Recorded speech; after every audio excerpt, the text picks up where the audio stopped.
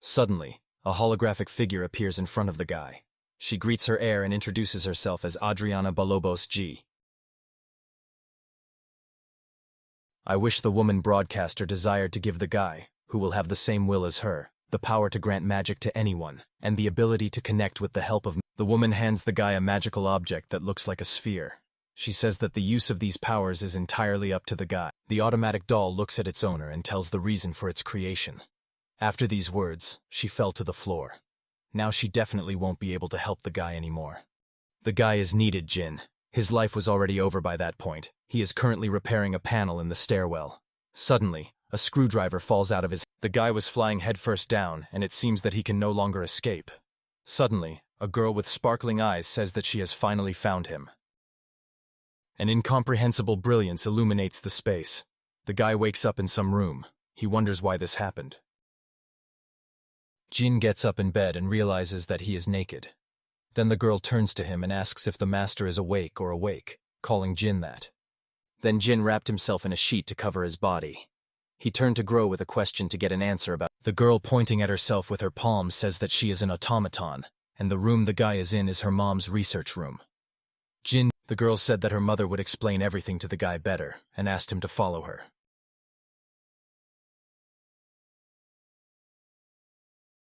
They enter a room in the center of which lies a magic sphere surrounded by magic sticks. The guy was surprised to see this picture. Jin decided to sum it up because he's fine. The guy realizes that his predecessor has been gone for a very long time and now it's his turn. Need to realize that he was saved by a girl, so in any case he should be grateful to her. Jin realizes that after teleporting, he was cured by this girl, but he can't figure out where his clothes are now. Jin is in. Now the guy has become a magic master. He decides to try to apply his skill on a towel.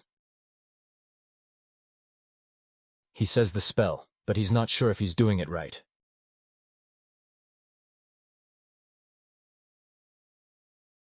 The towel has become threads from which you can now make anything. Now he understood how his magic worked. Some time passes. The guy is already in a suit and realizes that he does not need a needle or a sewing machine. Jen realizes that it is better for him to focus on the power that has appeared. Now he has to pay attention to the doll. Muscles were torn, bones were damaged, now they are no longer usable. The guy can't believe that it really lasted for about 1,000 years. Jin believes that this automaton doll was created by a previous master.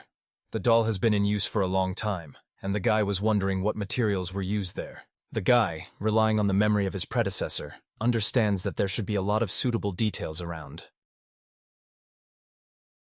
Jin decides to look around. He walks through a large room with columns. He realizes that this must be a preliminary research room. The guy also found a storeroom and several more rooms. In one of the rooms, he found a suit. The guy goes further and further into the room, which was made up from top to bottom with all sorts of devices. Jin is surprised that all this was created by the previous master. The guy examined each of the devices. He was immensely surprised by every object that was in the room. Suddenly, Nita saw an unusual thread. He suggested that this thread could be used to make muscles for the doll. The thread was made of a strong but lightweight material. The guy couldn't guess what it could be. He pulled a strand of the threads in order to find out where they come from, but suddenly an underground spider crawled out from behind the boxes. Jen was speechless when he saw this creature. Suddenly the spider started chasing the guy. Nita ran away from the spider. Suddenly Jin stumbles and falls face down on the floor. The spider was approaching him. The guy closed his eyes and stretched out his arms in front of him. He thought that his life would end here.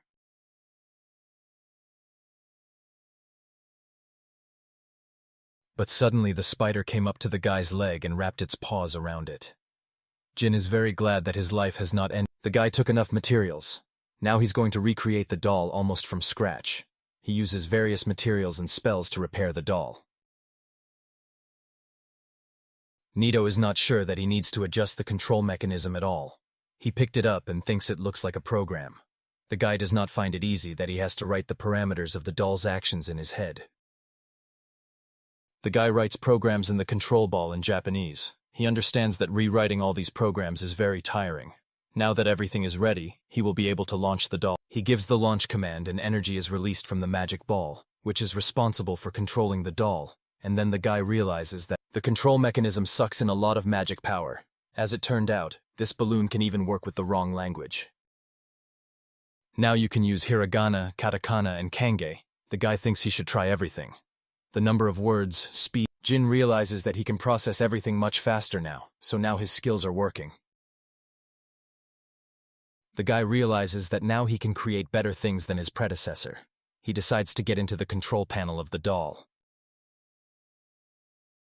The guy intends to increase the efficiency of magic and metabolism, then increase the power of the generator. Jin is also going to increase bone absorption and increase stamina. Muscle should also be made of magic threads.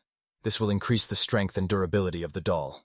And the guy also needs to cover the doll with skin with constant absorption of magic. The big job is now over. The guy is a little tired, but he thinks he's been there quite a bit.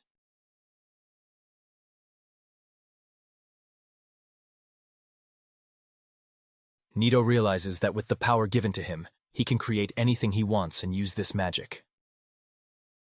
Now he can do absolutely anything and use absolutely any items at any time he pleases. He doesn't want to forget about it. Now the doll is ready. There was a doll on the table, almost ready to work. The last thing that needed to be added to the work was clothes. The guy had a question about how to make fabric for him. He thought about the spider that produces threads. As it turned out, that spider turned out to be a silkworm. Nito picks up the threads and remembers that there was something like a sewing machine in the vault. He decides that he should try to use it. The guy goes into the vault and finds a device there that looks like a sewing machine. At work, the guy thinks that he should give people magical powers. He mentally turns to Adriana Balaboji. The guy starts weaving clothes from thread. He realizes that he really has no idea about this world. Now his name is Jin, and he is the predecessor of the head. He believes that he has done all the subjects better than his predecessor. He managed to make clothes out of threads. He lifts the doll and puts on her dress, shoes, and a headband on her head. Now the guy is ready to test his theory and began to launch the door. He created a small magic sphere and launched it into the doll. She didn't react in any way. The guy covered her mouth and surprised to see if she had any. The dolls did not react in any way, despite the fact that the circulation of magic is fine, along with metabolism and generator. The guy does not He was very hungry. Because he spent all the time in the workshop, he decided to go get something to eat. Well, then he remembers that they are in the pantry. They are in the rooms where he was before. Even the spider has nothing edible. Thinking about it, the guy starts to starve even more. He guesses that if there was at least some food next to him, it would hardly be edible. Suddenly, Jin is going to use them. He stands in the center of the circle and pours magic into it, thereby activating the teleporter. Suddenly the guy's clothes went at the seams, from which strange highlights escaped. Despite the overload, the guy still teleported to an unknown place. He was landed by a huge magic ball in the middle of the trees. This picture was noticed by a girl who was. She did not take her eyes off the magic ball and suddenly noticed how the guy was collapsing right in front of her feet.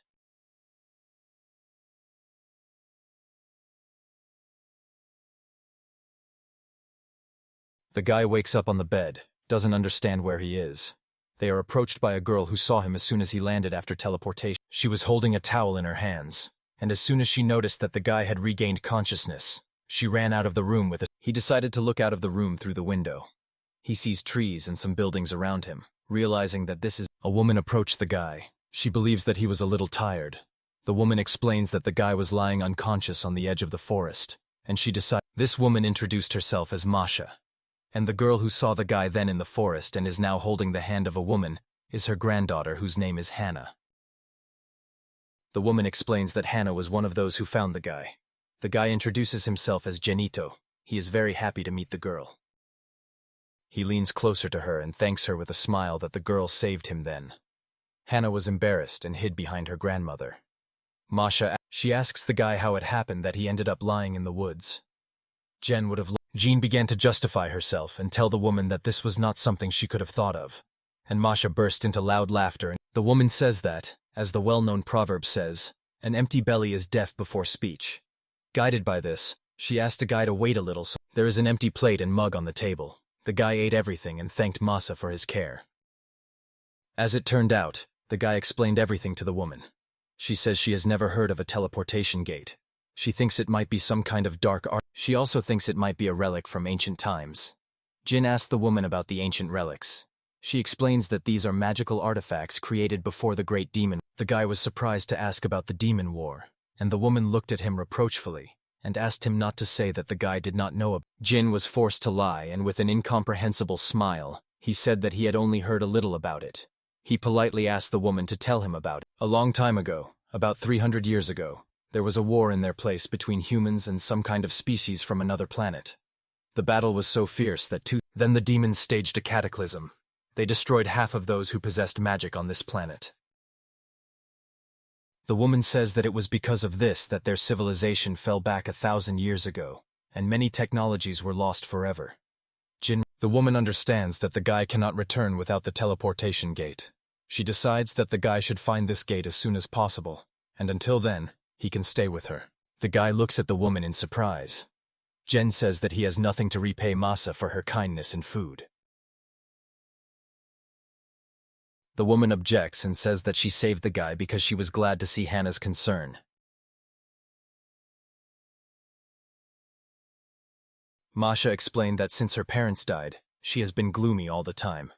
The guy who heard this story of the girl, Masa said it was a great offer. She would be very grateful to the guy if he could keep Hannah company.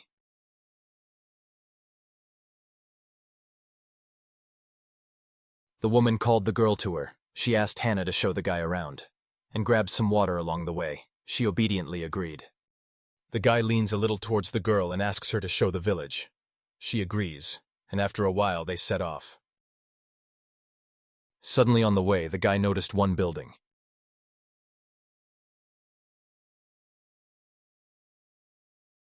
He understands that the economy in this place is really poor. He realizes that he is not even near the research room. Jin thinks that the war has hit the technical development of this place very hard. In his thoughts, the guy is distracted by one man. He is happy to say that Hannah's baby has returned. He notices that the guy has regained consciousness. Jin asked with incomprehension that the man could be one of the villagers. He agreed and introduced himself as a Rokoshiku. Jin introduced himself and said he was glad to meet Rock. The girl standing next to me introduced herself as Barbara. She pointed at her grandfather. His name is Kim Beku. The village headman is interested in the guy about what he is going to do. Jin replies that he has decided to stay at Hannah's house for now. The headman immediately frowned and agreed on the condition that the villagers would accept him as long as he did not cause a problem.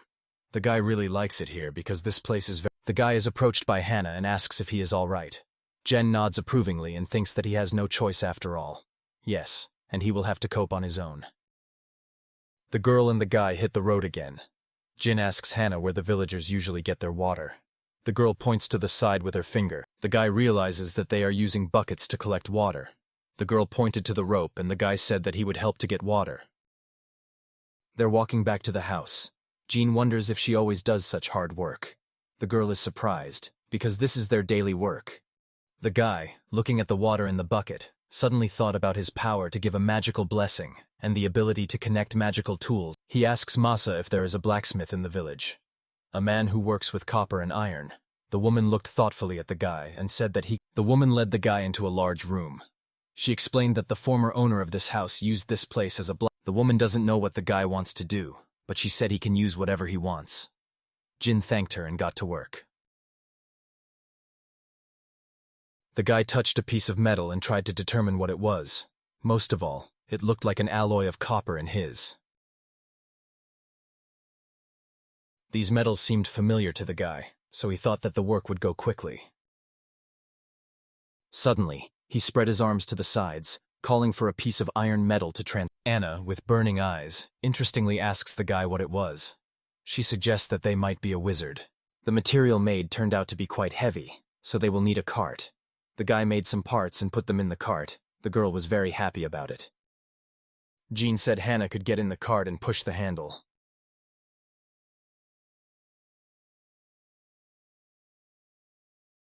The girl did everything as the guy said and she went. Now they need to install a well. They set off.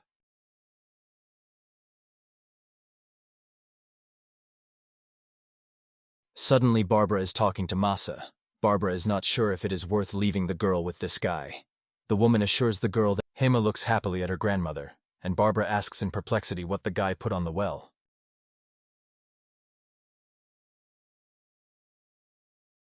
The girl is angry because she does not understand why the guy covered the well. In response, Jen asked only to wait a little while until he finished the guy says with a smile that this is a water pump, and there is nothing complicated about it. It will greatly help the villagers to get. Instead, Hannah ran up to the device and, at the direction of the guy, began to raise and lower the pump handle. The water began to gurgle down the pipe. Hannah was surprised that the water was pouring.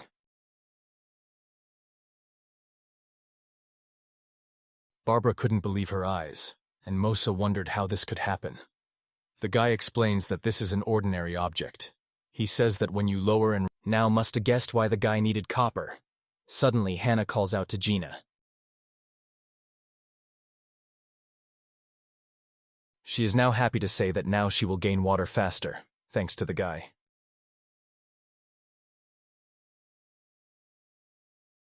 Jen looked at her with a smile and told her to use it for her health.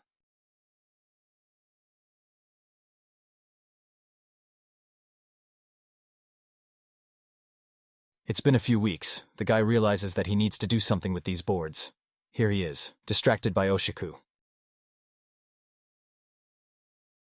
The man says his cart is very good. Jin says he is very glad that his guns came in handy.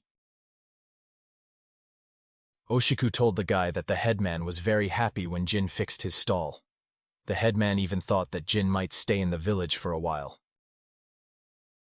The villagers were glad that their houses were now in good working order. It was now much easier to collect water, and even more so to transport materials, and he mentally addresses these reflections to Adriana Balaboshi.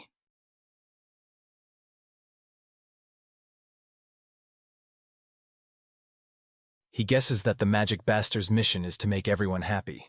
The guy thinks about it and looks into the distance. Jin notices smoke on the mountain. Suddenly Hannah notices this, and asks why the guy is always looking at the mountain of death. Jin wonders why this mountain is called that. The girl explains that birds that approach this area fall unconscious. Hannah believes that this is due to the miasma that comes out of the mountain. Jin believes that the miasma may be volcanic gas. The guy understands that if there is volcanic gas on that mountain, then it is likely that there is a hot spring there. Hannah called the guy home. After a while, Jin got used to living in this place, despite the fact that sometimes there are some difficulties. Hannah brought a bucket of water so that Jin could wash himself, because in her opinion, it is very relaxing. Jin wipes his body with a towel and realizes that he does not feel relaxed at all. Adaptation takes too much time and effort. The guy used bronze ore to make a water pump. Jin thinks he will have to use the kettle and stove to heat the water and take a bath. Jin remembers a possible hot spring in the mountains. The guy is unhappy, because without special tools, he will not be able to find the location. He touches the ground with his hand and applies the skill of geological measurement. A large magic circle appears on the ground around him. The guy would like to find the exact location of the hot spring, but now the priority is to find minerals. Suddenly the guy sensed their location. He believes that in order to come and dig something up, he will need to get permission. The guy came to the village headman. The man said that none of the residents had ever found hot water from all available wells. Barbara supports Jean's proposal. She says that hot springs are very good for health, and it would be nice if there was at least one. The headman says that he doesn't mind the guy's ideas if they are aimed at the benefit of the villagers. The man thanked the guy for the water pump, and he said it wasn't difficult. The headman tells the departing guy that a group of merchants will arrive in their village soon. The man explains that every 2 months merchants bring salt. Jean turns to Barbara and says that he has never seen the locals use any currency. The girl explains with a smile that the residents exchange products with each other. The headman asks you to contact him if the guy needs anything. After all, he hopes that Jin is trying. The guy walks with a cart full of wood and thinks that the lack of currency in the village makes life very uncomfortable. The guy can't do anything about it at the moment. Deep down Suddenly the guy is distracted from his thoughts by Hannah, who pulls on his sleeve, and her friends. Jean asks the guys how they were able to hide and fit in the cart. Hannah didn't answer the question and asked the guy what he was going to do. Jin says he's going to build a hot spring. Then the guys in unison began to inundate the guy with questions about what a hot spring is, and why exactly Jin should build it. The guy just told the guys to calm down a little. They came to the construction site. Jin explains that first he needs to make a bathing area. To do this, he's going to use the use of earth magic. Jin applies the skill and depressions appear in the ground that will come down to locate the water. The kids think it's going to be a hot spring. The guy explains that the guy uses the skill to fill the pits with water. The children loved everything. The guy decided to inspect his work and dipped his hand into the water. She was so hot that steam was pouring. Suddenly, Jin notices that the children have already rushed to the spring as fast as they can, taking off their clothes along the way. The guy somehow managed to detain them and said that instead of a hasty swim, Jin offers the guys a job so they can help him build a roof and fence. The children, already with tablets in their hands, happily agreed. The guy said with a Suddenly Jin remembers the orphanage, the place where he was left and raised.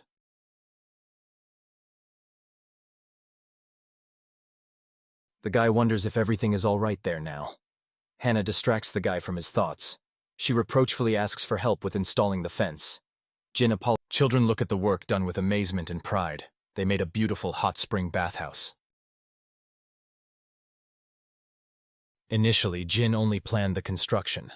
Hannah went to the smallest pool and said that it was too small to swim in it entirely. Then they explained to the girl. The guy says with a smile that now he can let the children become the first guests as a reward for helping with the construction of the spring. The guy does not have time to finish, and splashes fly into his face. The kids were already swimming and playing in the spring, not understanding why the guy was not in a hurry to them. Jinx hails with relief because for the first time in a long time he was able to relax. Hannah called Jean. The girl hands him a small round stone on her palm. She thinks it might be a gemstone and decided to ask Jin about it. The guy carefully examines the stone. One of the boys says that he has already found such stones on the riverbank and in other places. Jin does not deny that it may be an ordinary stone. The guy uses the skill of analysis. As it turned out, the found thing is a magic stone from a volcano. Jin understands that merchants came to the village. One young guy cheerfully invites customers and offers them a look at a brand new product.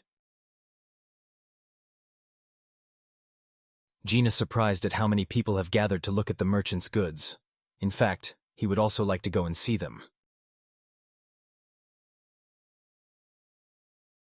Barbara's calling Jean. The girl says that the headman wants Jin to come to the well.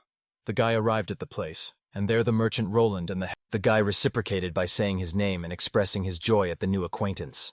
Roland apologizes in advance for forcing the guy to come to him. Despite this, he has one question. Roland explains that this village has changed significantly since his last visit, which was about 2 months. The most special thing Roland noted for himself was the water pump. The man considers this invention revolutionary. Roland continued to talk about his surprise. The guy interrupted the man's narration and asked him to get down to business. Roland sincerely hopes for the guy's understanding.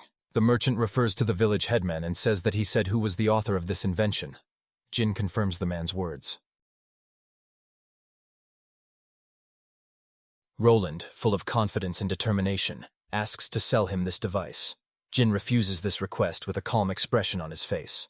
The men did not expect to. The merchant immediately grabbed the guy by the hand and began to persuade him to sell in various ways. He assures that a large amount will not be a problem, and after the sale, the headman turns to the guy and asks him why he refuses. Because selling the pump, the guy explains that he spent all the materials he had in order to build a water pump, trolleys, and restore everything in the village. The merchant, despite the fact that he used to do this for his convenience, now he is not in the mood to build something like this, and he hasn't. If Jin agrees, then the goods will be different from the first one. Then the merchant asks just to transfer the skills. Here the guy remembers the words of Adriana Bellibosti, that she gave the guy a great magical power that can conquer anyone. Jin remembered this and said that he had magic power, and he would be able to sell the merchant a way to make all these. A guy named Eric comes into the forge. He apologizes for being late and says that he is very pleased to meet those present.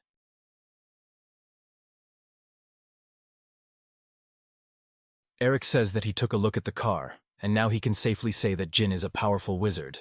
The guy did not expect to hear this. Eric asks Jin not to worry.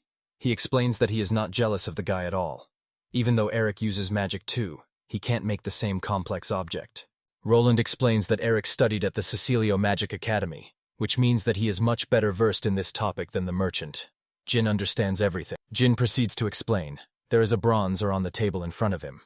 The guy says that the first thing you need to do is make a cylinder out of metal. Jin says that the mechanism of operation of a water pump is that when a person pulls a lever, air will create pressure on the piston and suck water into the cylinder. Each part of the pump is made. Eric is watching intently. Jin, having transformed the material, says with a smile on his face that part of the work is done. Eric asks in disbelief. Jin explains that the outer shell that connects it to the cylinder. Eric is in complete shock. Dumbfounded, he asks Jin why he should be able to do something like this. Jin began to understand something. Now he understands what it really means to feel like an extraordinary person.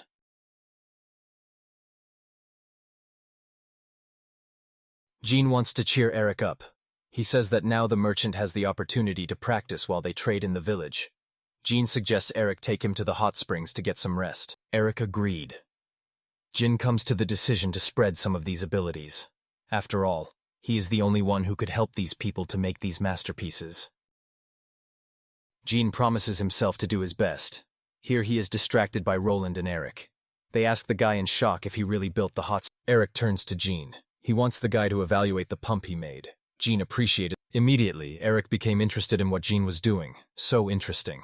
There was an incomprehensible device on the table in front of the guy, and several parts and materials. As it turned out, Jin is making a gas stove which is used to light a fire.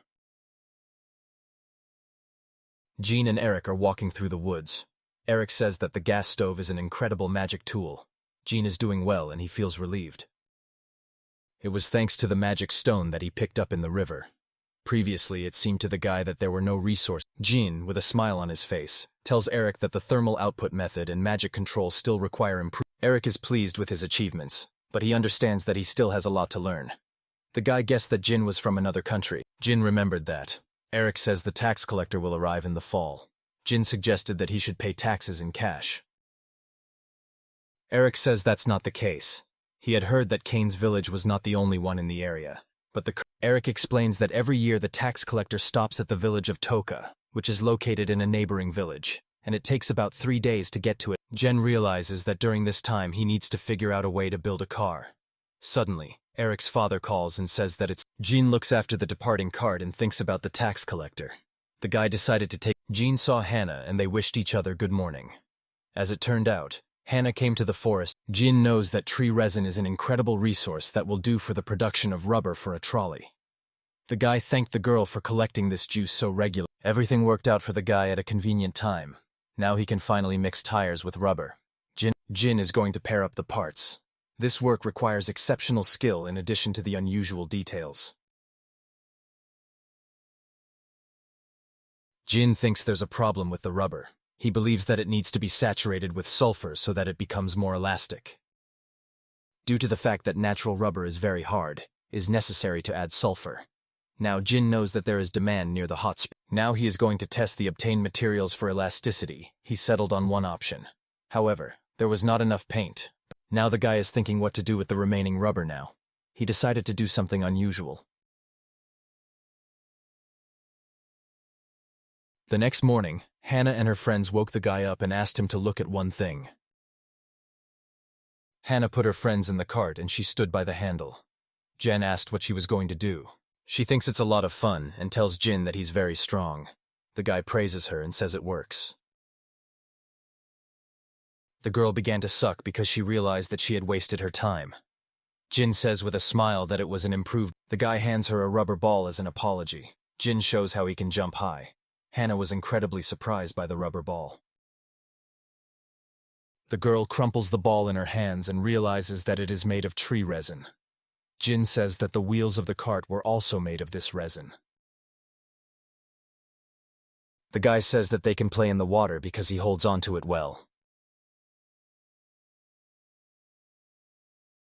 Jin looks after the guys while they play with a ball in the water. Barbara approaches the guy. She thanked Jin for looking after them and spending time with them. Barbara asks, "What is this thing that makes Hannah swim so easily?" The residents did not notice how autumn came. The leaves of the trees were falling to the ground, and Jin and Hannah talked about it on the way home. After these words, Jin begins to remember things from Japan, because this world also has seasons in the year. Suddenly, Jin did not notice how he almost ran into a horse. From the animal side, it sounded as if someone had apologized.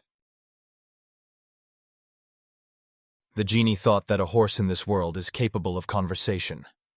The voice refuted these guesses. As it turned out, there was a girl who got stuck in a harness. She asked the guy to help him, but Jin wasn't sure if the girl needed help at all. The girl stood on the ground and thanked for the help. She said she was going to Kane's village, and the girl explained that the village would be her next target for tax collection. The girl introduced herself as Lithia Foulhate. In this case, Lithium asked to show the way to the village. The guy agreed to get it. They reached the village. Lithium is very grateful to the guys, because they helped her a lot. The girl explains that this is the first task from the king for her, because she has only recently become a noble person in the kingdom, although she does not look like any of them.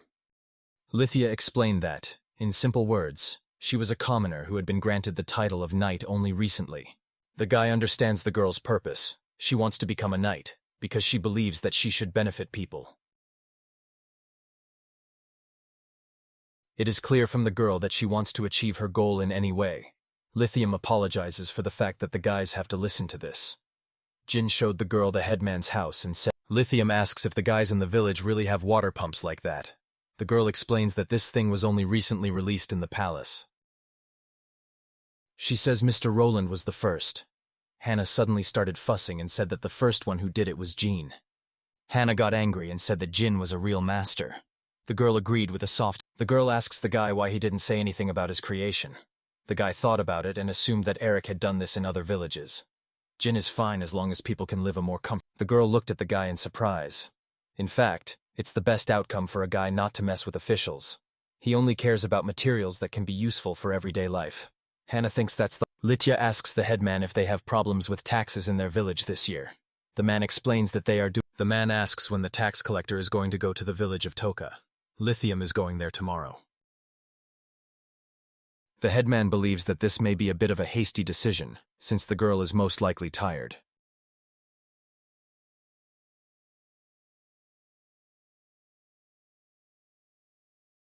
The man remembers the previous tax collectors, but the girl interrupts him and asks her not to compare with her predecessor. Lithium asks another question about the fact that buying a water pump was very expensive.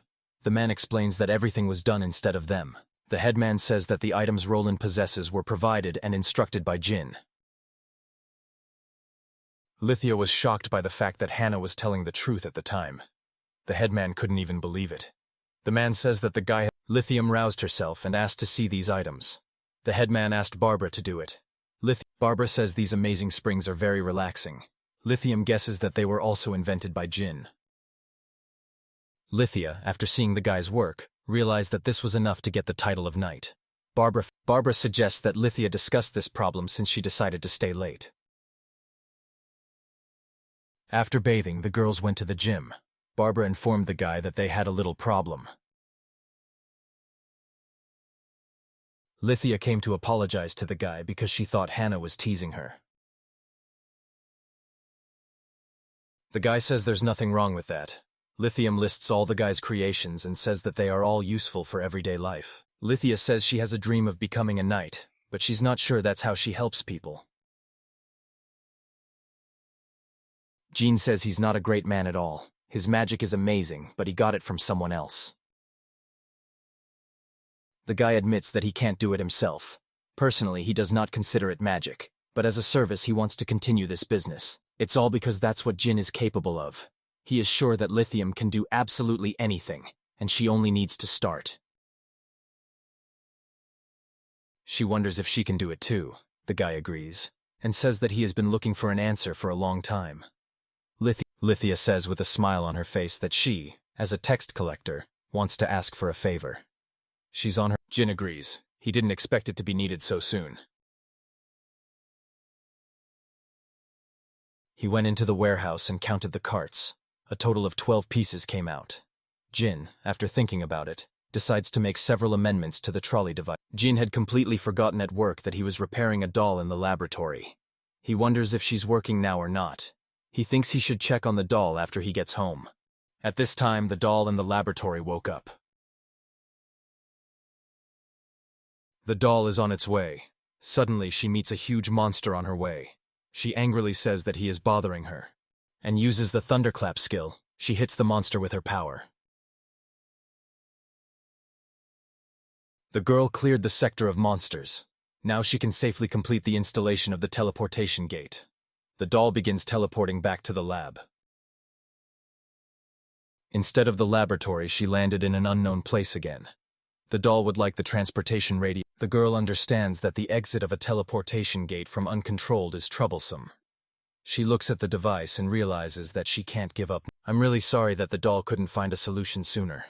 She thought everything would be fine, as long as she didn't lose track of her father. When she finished rebooting, her father was nowhere to be found. The doll is sure that after completing its mission, she remembers that her mother has already left. She realizes that her new body is her father's work. The doll thinks she should thank him for that. She walks around the lab, goes to the library in the warehouse, but she can't find her father anywhere. Then she thinks he's gone. To be precise, since the doll does not have a long-range radar, she will not feel his aura. She suggests that the father may have... The girl enters the room and notices the teleportation gate. She notices that they have been activated and guesses that the doll is interested in where teleportation leads. She can't find the exact destination.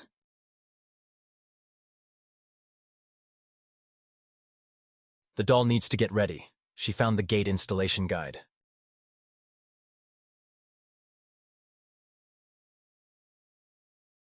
If she gets into trouble, she needs to get bandages and medicines. The doll is going to use magic stones to do some things when it's all over. The doll turned out to have a large backpack with things. She thinks that should be enough. Now she is ready to go in search of her father. The doll had to overcome a long way and cope with many monsters. She walked with only one purpose. She teleported a dozen times but still hasn't found her father. Even so, the little android continued to search in the dark from the void for many years. 8 moons and 27 suns. Her goal is still incomplete. She chooses the next destination on the teleportation gate. She lands in an unknown area. As it turned out, these were snowy mountains, and it seemed that setting up a gate here was impossible. Now she will have to look for a completely different place. The girl couldn't move because she was waist-deep in snow. A monster suddenly appears in front of her, looking like a man with a lot of hands. He was so terrible that he inspired fear with his appearance. He opens his mouth and stretches his hand towards the snowy peak. It was Hecatonhair, an armed giant. The doll believes that this giant was attracted by the magical aura of teleportation, or the monster considered her its... Suddenly, the monster swings with all his strength and arm, although to brush away the girl, but she was able to hide behind a shield. The doll admits that it's hard for her. She should throw away her things and fight properly. The doll boldly thrust his fist forward, and as soon as the stone touched her hand, it shattered. The doll realizes that she has no other choice. Now she applies her skill and increases the speed of information processing. It increases its power. The doll is going to initiate a sequence of selecting elementary materials to form a magical weapon. She also needs to It is also necessary to activate the external radiation of magic fibers and start a completely offensive technique. A magical sphere appeared in front of the doll, which struck with its destructive power. It turned out to be a mana explosion. From the magic ball, she sent a stream of magic towards the giant. He shone with a huge light, and then the doll decided that the attack was over. Doll realizes that her father's improvements are incredible. In the distance, she felt a magical aura. Even though she was very weak, she feels that this aura belongs to her father. She took her things and happily... The girl mentally turns to him and asks her to wait because she will find him soon. She wants him to be all right. At this time, work is underway in the village. Rock comes up to the guy and says that the man said that the guy needed to wait a little longer. With the new material, they will be able to walk until sunset. The man appreciated the guy's contribution in reducing travel time. Jin says that it still brings The guy was embarrassed because he understands that he can do anything to make the work easier for the residents. Rock says there's an important job for the guy after all. After all, if these things break, then the guy is the only one who can fix. Rock urges the guy to save his strength, because they can be useful at any moment only. The tax collector understands that, as it turned out, this was what unnerved me during the journey.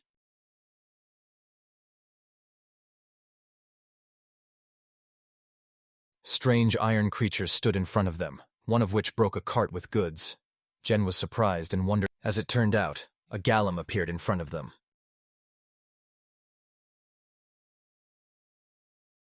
Lafayette ordered everyone to step back. She says that first of all, it is necessary to develop an action plan.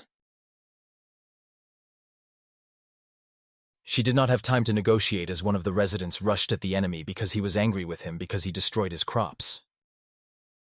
The men were worried about the guy, because he attacked an enemy that he could not handle. The guy started using magic because he didn't want one of the villagers to take his life in front of his eyes. Lithium gives the command to retreat again because it's getting more dangerous here. The girl notices that all the goods are. The guy says that the girl's action won't work against him either. She doesn't listen to the guy and still acts in her own way. She swings with all her might and strikes at the monster's leg. Her sword was broken in half. The guy did not expect that the golem's coating would be so durable. The girl wanted to make a decision but did not have time, and the monster threw her aside with one blow. Everyone was worried about the fourth when it's sure that she will not run. She says she has pride even though she is a novice knight. She doesn't understand what use she will be, even if she can't protect people's property. She says knights are born to. With tears in her eyes, she points the broken sword towards the enemy. She says that if she is able to do something now, she will definitely do it. She rushes towards the enemy again. I do not listen to her approaches from the outside. The girls still managed to knock down the monster, but he did not receive any injuries and began to get up again. Jin realizes that he has to do something. He won't be able to hold the monsters for long. The guy wonders how he can help, but suddenly, he remembers that he has water. He decides to improve the bottle so that it is easier to control the jet. The girl landed on the ground. She couldn't get up because of the pain. When the guy realized that he needed to act urgently. When the magical transformation was over, he released his attack. It was so powerful that it was able to cut through the golem's coating. The monster split in half with a creak and fell to the floor. You fell apart, hitting the girl a little. Lithia didn't understand what was going on here. At this time, Jin notices that there are several more golems around them. He dealt with them. He worries about Lithia, asking if she is all right. The girl agrees and asks what it was. Jin explains that he was able to conjure something. He doesn't interpret spells very well, but it's good that he made it in time. The guy notices that he has touched another cart with goods. Rock says that everything is in a miss. The girl apologizes. She says if she was stronger, she could stop this thing. Rock considers it a miracle that they at least survived, and no one was injured. The man who first rushed at the monster says that these tasks are very creepy only. He's only been hit once, and his arm still hurts. Jin was surprised that the tax collector would recognize the magic of healing.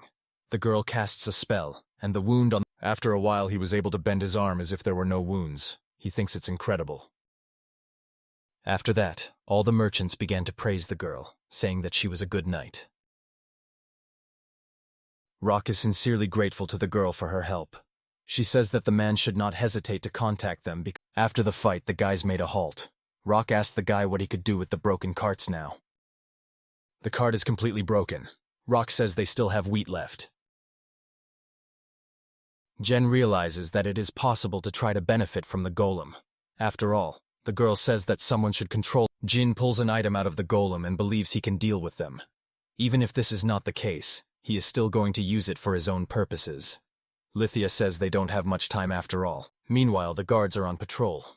Suddenly, one of them notices a dangerous silhouette in the distance. It turned out that the golem was carrying carts of wheat. The guards thought that the village might be attacked and pointed their spears towards the unknown. Suddenly, Lithium jumped out in front of them and asked them to lower their weapons. The girl explained to the guard later that this golem was their servant. The man calmed down and let the merchants into the village. The golem was instructed to put all the wheat in a certain place. Jen calmly controls the device. He orders him to put all the goods in a certain place. Rock finds it impressive. Rock asks the guy if he can really handle the golem. The guy says he can rewrite the program and everything will be fine. The man does not understand everything that Jean says. He still feels calm. He asks. At this time, Lithia looks at her reflection in the sword fragment. Jean distracts her and tells her that they have time to rest a little. Lithia smiles and tells the guy not to worry about her. She still has responsibilities. They understand that the protection of the... Jean says that everything will be fine and asks you to believe him. The girl smiles and looks sadly at the sword fragment. She says she forgot to reforge it and now it's... Jean says the same thing happens to people. If they don't work on themselves, they can rust, and one day she shows the piece to the guy and tells him to look at it.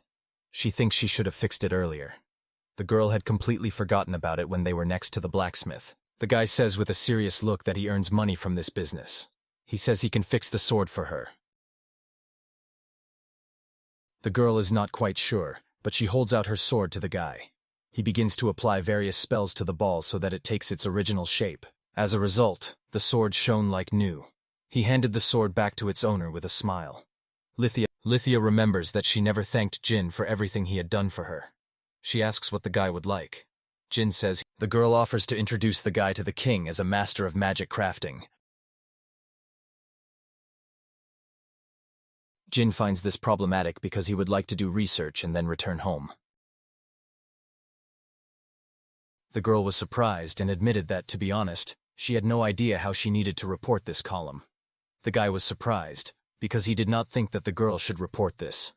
Upon hearing this, Jin asked the girl not to write anything about him in her report. He doesn't think anyone should know about him right now. She is not sure that she will be able to fulfill the guy's request. She says that sooner or later, they will find out about him anyway. The guy inhales and says he'll... Lithium finally understood the guy's request. She says she will help. She thinks it's enough to show her appreciation. She asks to stay with her if the guy ever ends up in the city. Jin smiles and agrees. He says that now he would like to sort things out and return to the village. And after the taxes of Toko village were sent, the people decided to return to Kina village. The guy thinks that maybe it's because of the race, but he no longer sees any signs of attackers. Jin realizes that he has to come up with a way to solve this problem. He has plenty of other work to do right now. Jin returns to the village. The children run to him and wave. Hannah hugs him and is happy to be back. Jen realizes that it's good that he got to the village without incident. He's full of thoughts right now.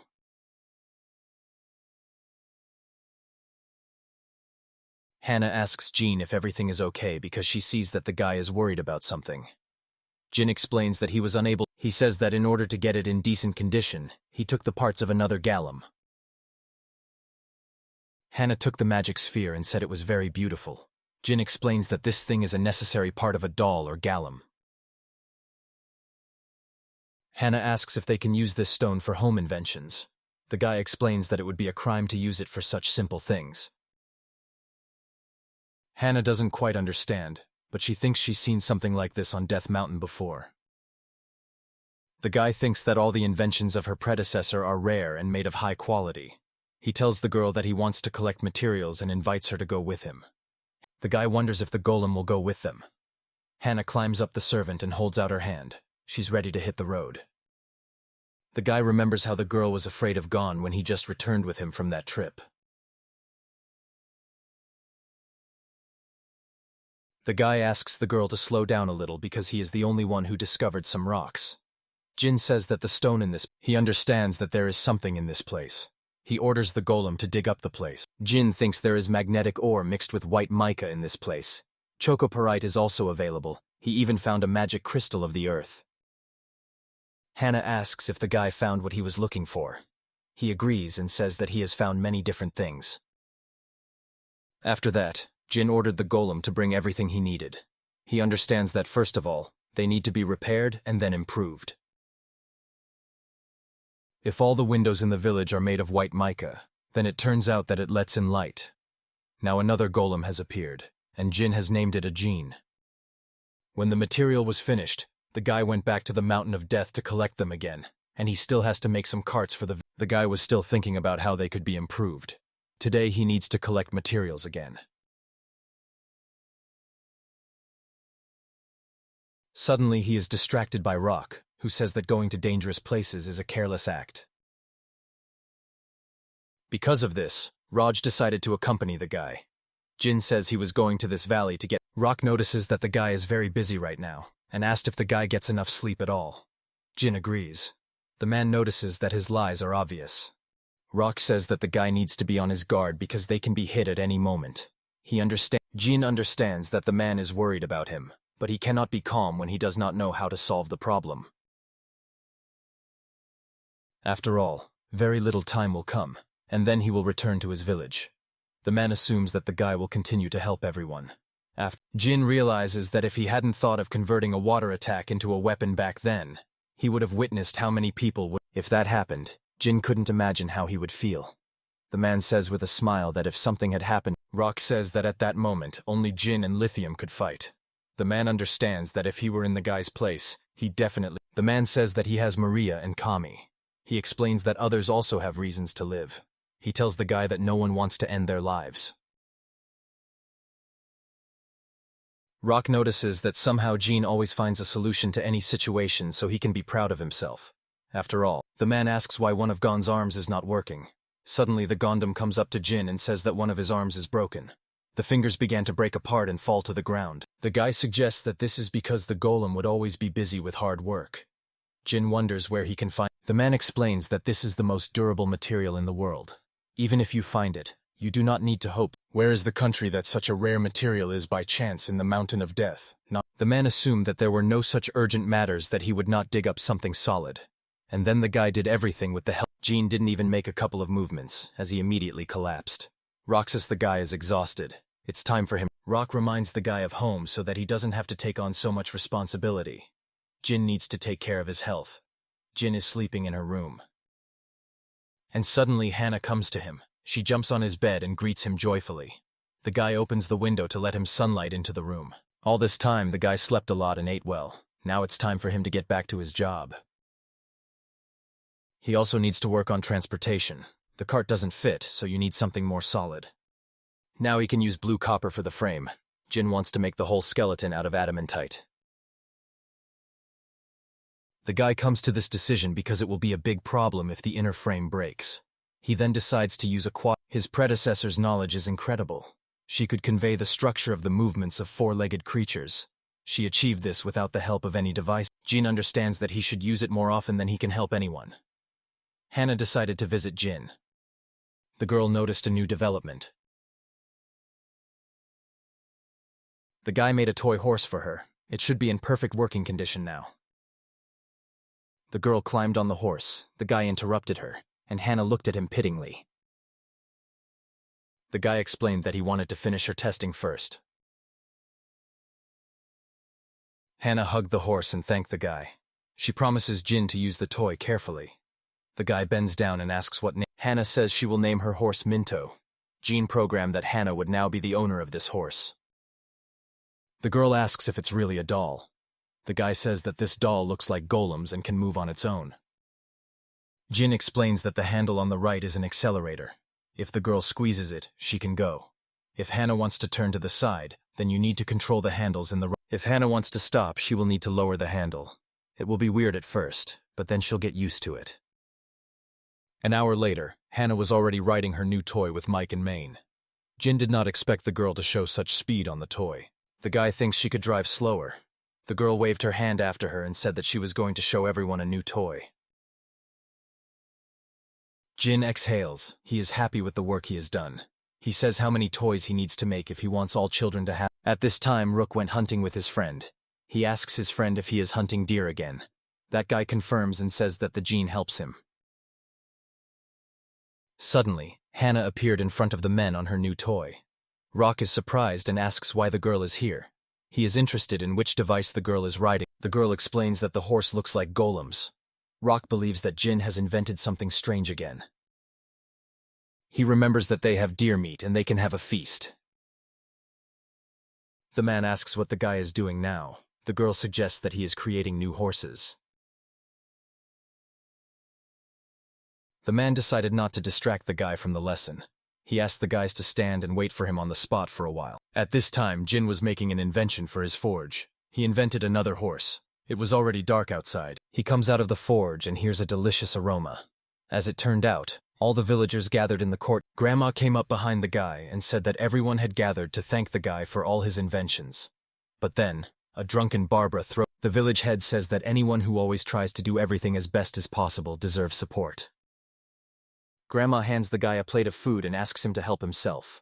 Everyone wants their inventor to get some rest. All the villagers recognize him as part of their extended family. The man is on the hunt again. One of them orders to bypass the herd of the line and not allow them to approach the... Rock asks Yan not to worry so much. He urges everyone to listen to his commands because they are not on the hunt. The guy notices that the man expertly controls the horses. He believes that you can quickly get used to them. Rock says that recently, while hunting for a deer route, he noticed that many herds of deer were fleeing from the mountains. Jean understands that there must be some reason for this. Rock suggests that they can no longer find food in the forest. Jean suggests that they might raid their villages as well, and if the bears and wolves get to the village, it will be a big problem for them. Jan explains that animals rarely reach the village. He had heard somewhere that this had happened once. The men asked Jan to stay. The guy came home. He asked his grandmother about mountain wolves. The woman explains that if this is really the case, then they have big problems. They came face to face with the pack. She remembers how scared she was then, because she was still a child. Her father had said at the time that there were many wolves in the pack. The guy understands that this happens very rarely, and it cannot be said that such a thing is absolutely impossible. Night has fallen, and the guy is already lying in his bed. He understands that he needs to make some more preparations, but now he wants to leave everything for tomorrow. He falls asleep. Suddenly all the villagers are woken up by sharp noises. Hannah immediately started crying and asked her grandmother what was going on. The woman began to calm her down. Hannah, seeing the guy, immediately rushed into his arms. Jin wondered what was going on. The house was shaking so much that he thought it might be an earthquake. All the residents went outside. A huge glow appeared from the side of the mountain. All the residents were surprised. They were sure that the mountain was glowing. Jin wondered what could have happened here. Hannah tearfully asks the guy what they should do now. She notices that the guy is also seriously scared. She looks at Jin worriedly, and he tells her to go back and stay inside the village.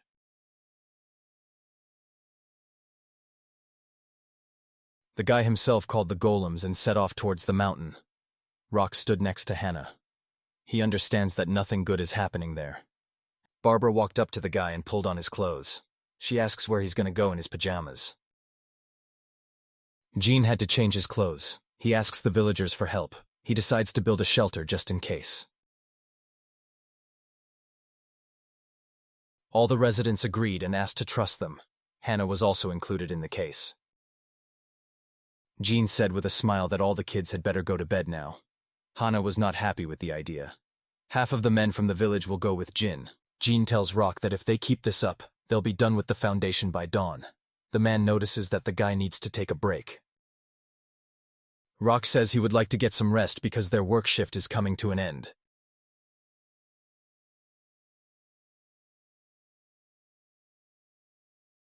He notices that at a time like this the golem comes in handy more than ever, because he works tirelessly.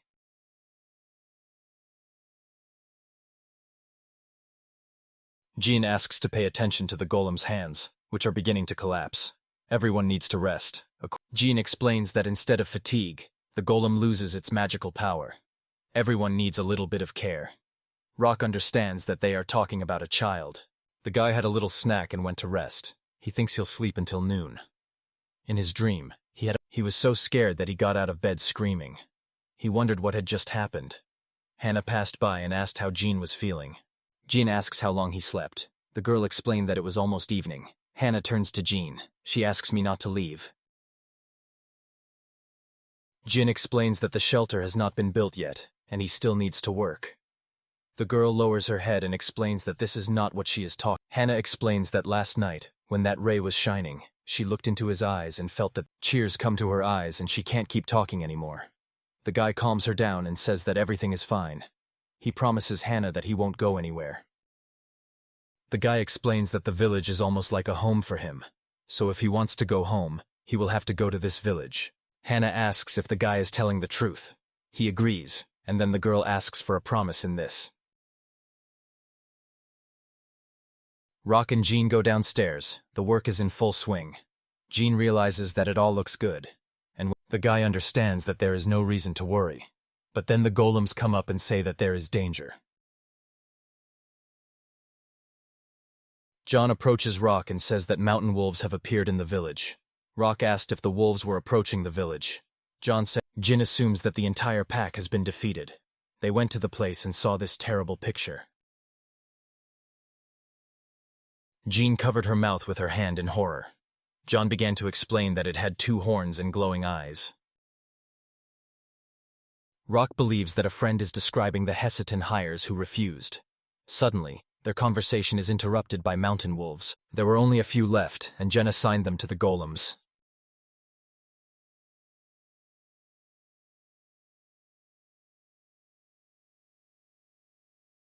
The golems dealt with the wolves in no time, but one managed to break through to the humans. Jin prepared to use a water attack, but the wolf was immediately thrown aside with unimaginable. Everyone is wondering who it could be. The creature fits Yon's description perfectly. Suddenly, the eyes of an unknown creature fade away. She is extremely happy to see him. The doll threw herself into Gin's arms so hard that they crashed into a rock with a small explosion. She apologizes for using too much force. Jin thanks the doll for saving him from the wolf. He notices how far the doll has gone to find him. Jin is glad that the reboot was successful. The girl apologizes for being late. Rock interrupts them and asks why the girl is calling Jin daddy. At that moment, when the men found out that Jin was already a father, there was an awkward silence. The men tried to understand what was happening, because they had never heard that Jin was married. The guy explains that this is not the point at all. The men came to the... Jin explains to the girl that there is something on the North Mountain that has powerful magical powers, because last day the whole mountain was glowing. The doll understands what is being said, and says that she used the explosion to defeat a monster similar to the Hecatan hires. The men were surprised that the girl had destroyed it alone. From the very beginning of the conversation, Yon does not understand what everyone is talking about. The man understands that now is the time to visit the elder's house and discuss everything about. They gathered at the elder's house. They realized that the doll was an automaton that Jin had created. The headman understands that the mountain wolves have been defeated. Lagottenheiner was also destroyed thanks to the girl. Barbara bends over the girl and strokes her ears. She believes that it was difficult for her to find her father. She asks the girl for her name, and she replies that he doesn't have one. The men were not happy about this, and Barbara began to scold the guy for not being able to name his little daughter. The doll began to say that when she was broken, her father repaired her with great love, and she is ready to accept any name that is given to her. Jean wanted to. They urged the guy to name the girl with a decent name. Although the guy agreed, he's not very good at giving names. The doll turns to the guy and says that she wanted to tell him something earlier. The girl opens her backpack, which contains a device for setting up the simplest teleport gate. She urges the guy to take advantage of this to return to the lab. Jin is glad that they now have such a device. The girl agrees and says that now they can return to the laboratory. First, Jin decides where to install these gates. The guy thinks that if things get really bad, then the villagers will be able to use the gate. Guys, I'm almost done. Nothing need to clear space in the far corner with a shelter. Jin didn't have time. The guys have already installed a teleportation gate. Jin realizes that only he, the doll, Gong, and Jin can use them. The doll asks if they can't go home right now, and Jin says he made some kind of promise not to leave here.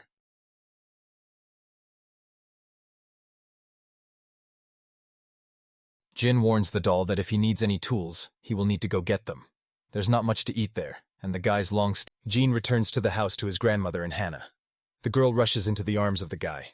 Hannah notices the girl.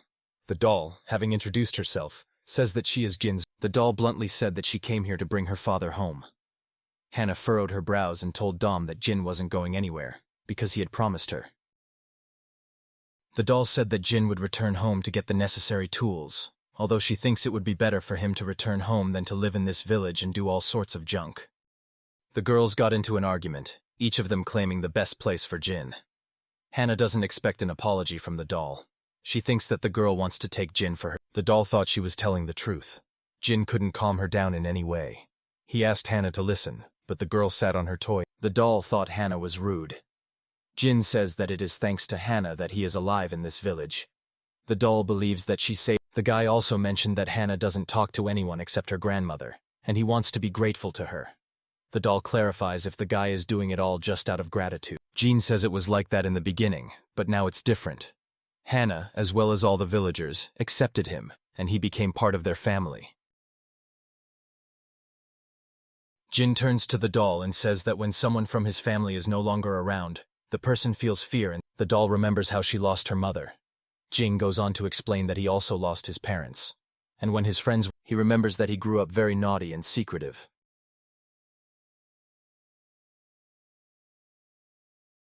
But the moment when the teachers gave him a name remained forever in his heart. At this time, Jin is going to give the doll her name. He says at home that the Ray sound will be part of her name. The girl realizes that their names are taken from the same source. The guy explains that the meaning of his daughter's name is respect for other people and good manners. Jin wants to meet Hannah's grandmother. He looks far into the forest and wonders how far Hannah could have ridden them. Grandma explains that she returns almost immediately. Hannah's friends and the rest of the villagers join the search. The guy is angry because he can't find Hannah. Suddenly, Jin says he doesn't have time to do this right now. Rocco remembers about the search function that needs to be fixed.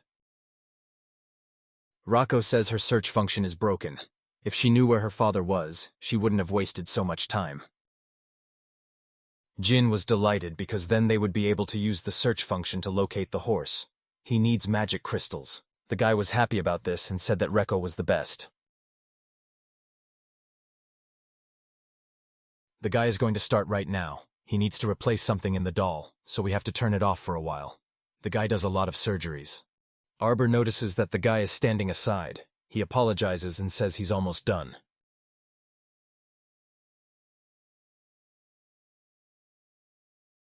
He gravely asks the girl not to ask him any questions. Barbara apologized and looked at him with concern. Barbara turned to her grandmother and said that Jean was scaring her. Masha told her not to get in the guy's way. At these moments, she remembered Grandma is sure that the guy is doing everything that can help him in his search. The guy has completed the repair of the function. Now the new spell has been loaded into the doll, and it is ready to act. She starts searching for magical power nearby. After a while, the girl says that she found it. The doll received a response to the signal similar to the magical power of her father. Barbara asks if they found what's in there after all. Jin ordered Reiko to go ahead.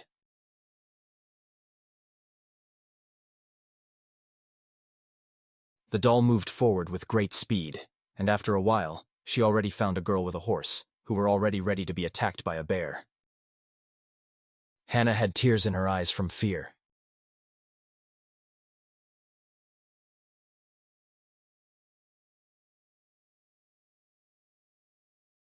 At this moment, Rocco kicks the bear's head with all her might.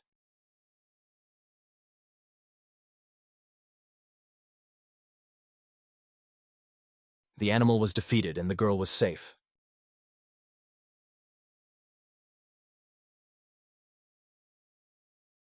Hannah asks why the girl came for her. Rocco explains that she came to show Hannah what her father is like. Despite the fact that Hannah called him a liar, Hannah looks at Rocco angrily. She says Jin is amazing and she is strong and she also has parents. Hannah came to the conclusion that the girl has a lot of things that she does not have. Rocco realizes that her father is not going anywhere. She explains to Hannah that he will only come home to pick up his things, then return to the village. Hannah asks why he won't come home. Rocco explains that it's all about keeping your promise. After all, there must be a good reason for Jin not to do this. Hannah remembers her family and Gina. Rocco admits that by the time her consciousness cleared, her father had already left. She spent a lot less time with him than Hannah did. With a smile, Rocco asks Hannah to. The girls return to the village. Hannah, of course, listened to the curses from her grandmother and asked for forgiveness.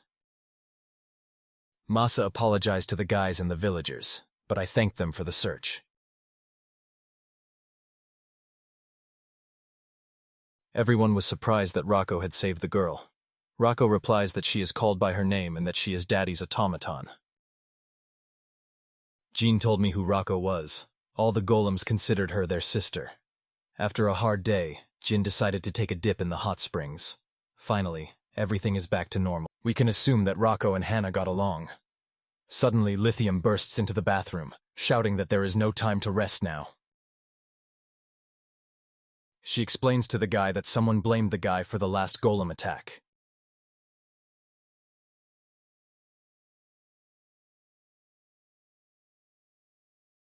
Now the army of soldiers is moving out. Count Walter is going to protect the peace in this country.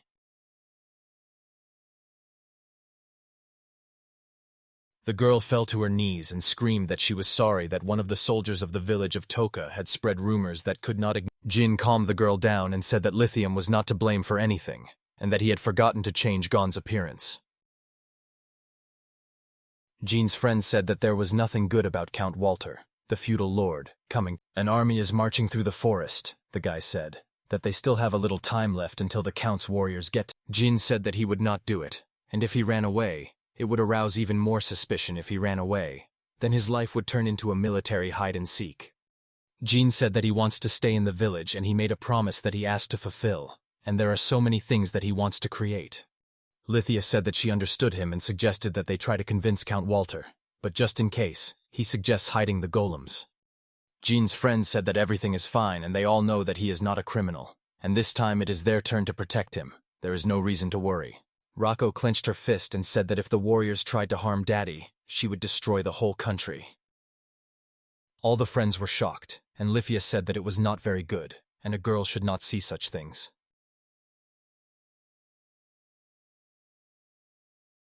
An army of armed knights approached the borders of the village of Toka, and the commander on horseback ordered the elder came up and said that since it was Count Walter, what was the purpose of his arrival today?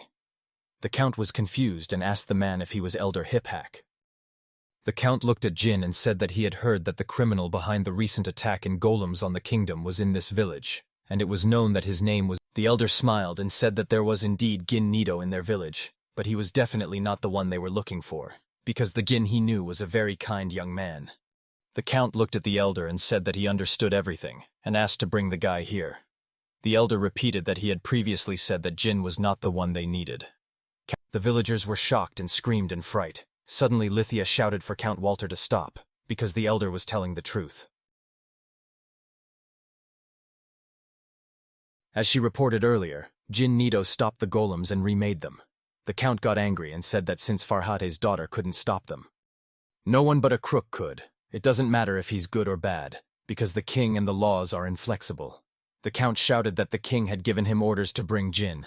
Lithia shouted that such words should not be spoken by a nobleman. And is it right to point your sword at civilians? The girl grabbed her sword and almost attacked the Count. Jane told her friend that if Lithium did this, the situation would get out of control, and he knew that the Count was not the kind of person to be persuaded. Jin came forward and said that he was Jin, and asked the Count to put away the sword. The Count was delighted, said that Jin was Friends shouted for the Count to listen to them that Jin is not a criminal, and he saved them from the village. And thanks to him, their village. The girl ran forward and shouted to let her brother go, that they could leave. But the residents will not budge, and will never allow Jin to be taken away. Count Walter was furious and looked at the girl from his horse so that the next moment he swung his spear at her. The Count almost struck when the spear and the horse turned away from the blow. Jin was furious. He was holding a piece of his spear in his hands, and shouted that the Count had crossed a line that he should not have crossed, after which the guy threw off the handcuffs. Jin said that if it hadn't hurt Lithia and the villagers, he would have left with the soldiers without resistance. The guy shouted in order to Rocco. The automaton appeared in front of the count, broke the spear in her hands and shouted to the count that she would destroy him. Rocco also struck at the soldiers, and they fell unconscious to the ground. The count was shocked by what was happening. The girl defeated a detachment of the count's soldiers, who were now lying and declaring. Reiko turned to the count and said that now he was alone. The count shouted what the girl was saying. He called out to the soldiers, shouting if there was anyone who was able to fight. But his soldiers were lying on the ground, not moving. The count shouted to Lithia. Lithia said the count was right about her duties. Even though she was studying, she was still a knight. She was weak. The count was furious when the girl said that he was not the example of a nobleman that she was going to follow. The count shouted that she dared to go against her. Jin looked at the count and said that he should leave because he doesn't like to be treated like a criminal. The count shouted it. Suddenly Jin used the digging technique.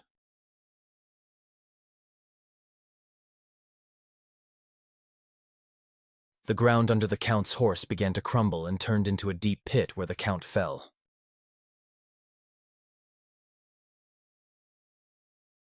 Rocco said Jin did as expected. Jin said he was used to excavating ore and asked if the soldiers were okay. The count continued. The count shouted to Lithia again to make her realize that he would report everything to the capital and her family. The whole village should now. Latia said that he was aware of everything, and therefore would go with the count.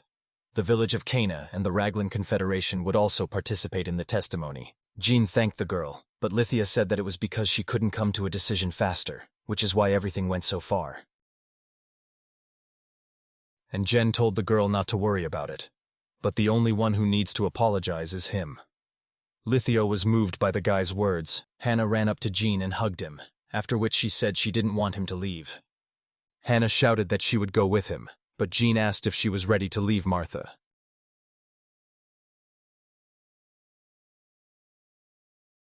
Jean asked Hannah not to worry, and he would be fine. Jean looked at his friends and said that he had gained a lot here, and he would cope with everything. As soon as the day comes when he can return to this country, they see each other again.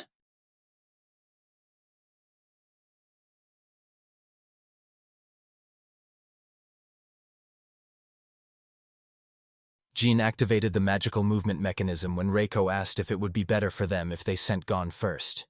The magic device lit up when Jin told Reiko to destroy the entrance to the secret room. The machine asked what it needed to hide the location. Jean said that Hannah has a well-developed intuition, and the girl will be able to find this room with the help of Minto. Rocco agreed and said that it could happen more likely.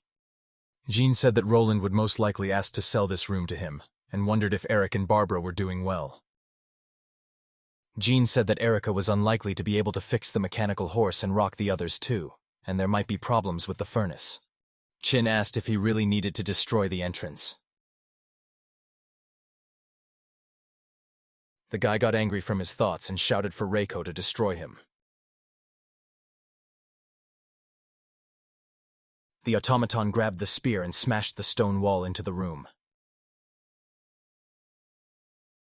After a while, the squad arrived in the capital of the Klein Kingdom and found themselves at a reception in the royal hall. The king was angry and shouted at the count that he was a fool in what he had done, who allowed the residents to be treated like criminals. Count Walter and Lily knelt before the king and were terrified. The count tried to say something, but the king said that all he asked was to bring them to him, and how dare the count turn. The king said he was glad that none of the soldiers were injured, otherwise the guy became a real criminal. Now he can no longer ask Jin to serve the kingdom.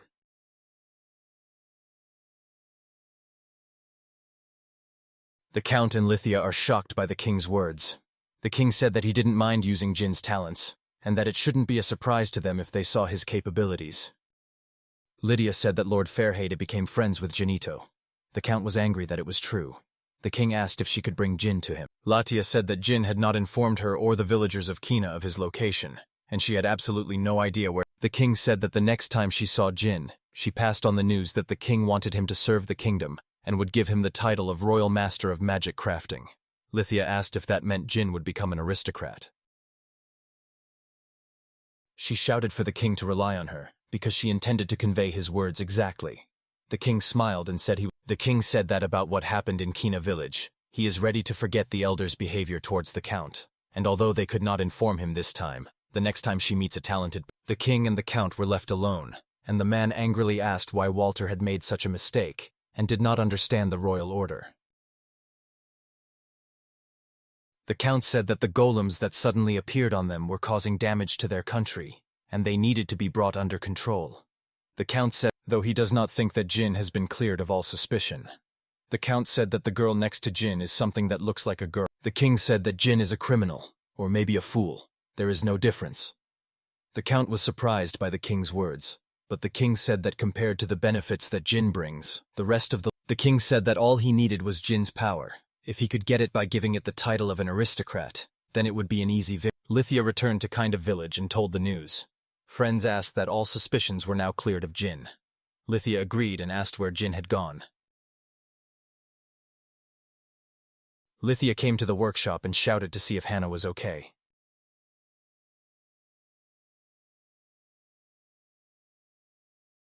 The girl was surprised and said that everything was fine and she just fell asleep here when she was looking for something. Lithia said she realized that Hannah said that Jean would come back one day because his half-made inventions and mountains of unused material. Hannah stroked the horse toy and shouted that there were a lot of things that her brother hadn't finished. And he told her that they would meet again.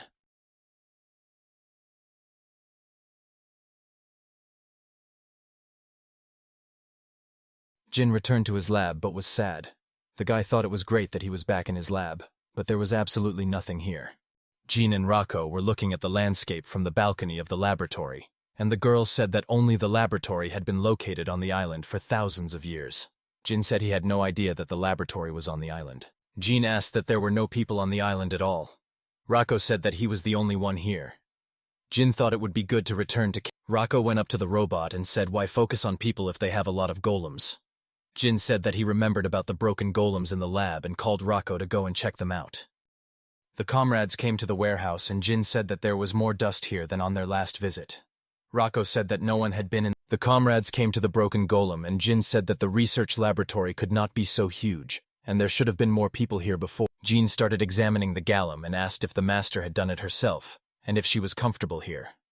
Rocco said she didn't know why, but Mom lived on her own without any problems. Jim looked up at the high ceiling and wondered what thoughts Andriana Barbara Jeji had when she was building this place to live alone. Jim said he had the right to leave this place. Jin sent to work on the plan, and thought that a veil of secrecy had been lifted over their plan for the further development of the laboratory. Jin examined the products and thought that their provisions from the village of Kina were beginning to run out. The plan included the development of nearby territories, and it would be great to become self-sufficient. Jin was examining the golems and thought that in order for his plan to have enough magical powers, he decided to. Jin remembered how Rocco had examined the new golems and started naming them.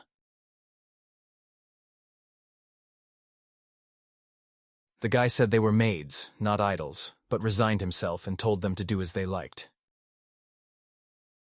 Rocco went to the workbench and asked what it was on it. Jin said that he decided to create a golem that could explore the island from the sky. Jean said about creating a golem, and said that from a height it was easier to find out all the. Jean said that he had programmed the autopilot and the ability to insert images into the magic crystal, and later he would be able to extract these images. The comrades came to the hill, and Reiko launched the aircraft into the sky.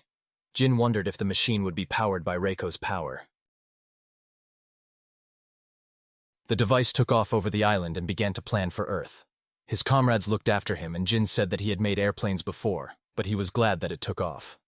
The plane landed, and Rocco ran up to him.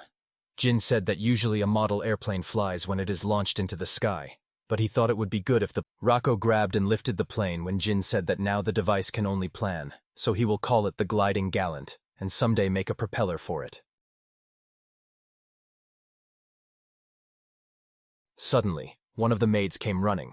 Rocco asked what was the matter, and the golem said that she was here on the issue of food for the master. Golem PR led Jin into the room and the guy asked what they had found and if it was edible. Golem said that they noticed things that looked like fruits and nuts. Then Jin took the fruits and said they were oranges, peaches, and apples, which are always safe. Rocco looked at the fruit doubtfully.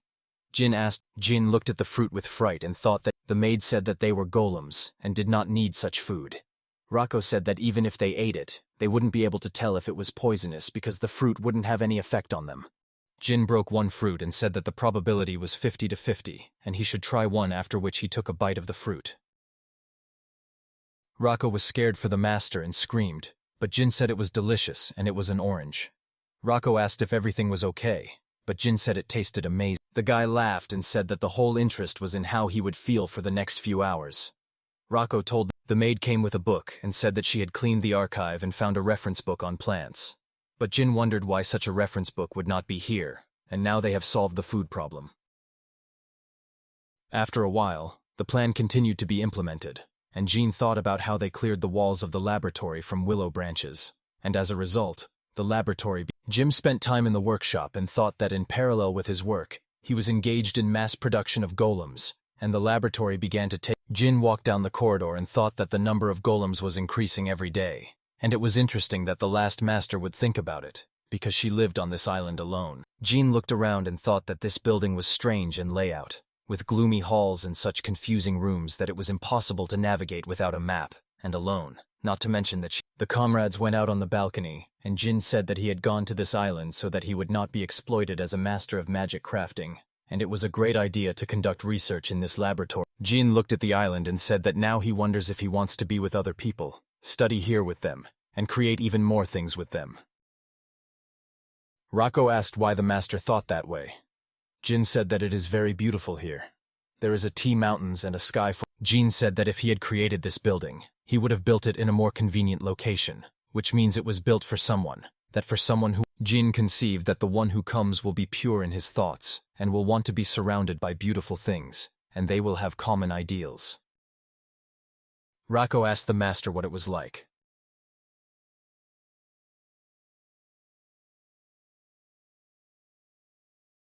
Jin conceived and said that it looked like the island of Hore, where the immortals live. Rocco said it's okay if the immortals are. The girl said that for her, her mother and father are creatures like gods, and others consider the masters of magic crafting to be wise. The girl said that she was confident that the island of Korai was here, and it was not for anyone else, it was for her dad. The girl turned around and ran to the laboratory and shouted that she would tell everyone that their island had a name. Jin tried to stop the girl, but then he thought that he and the master were ordinary people. But then I realized that he was deceiving himself.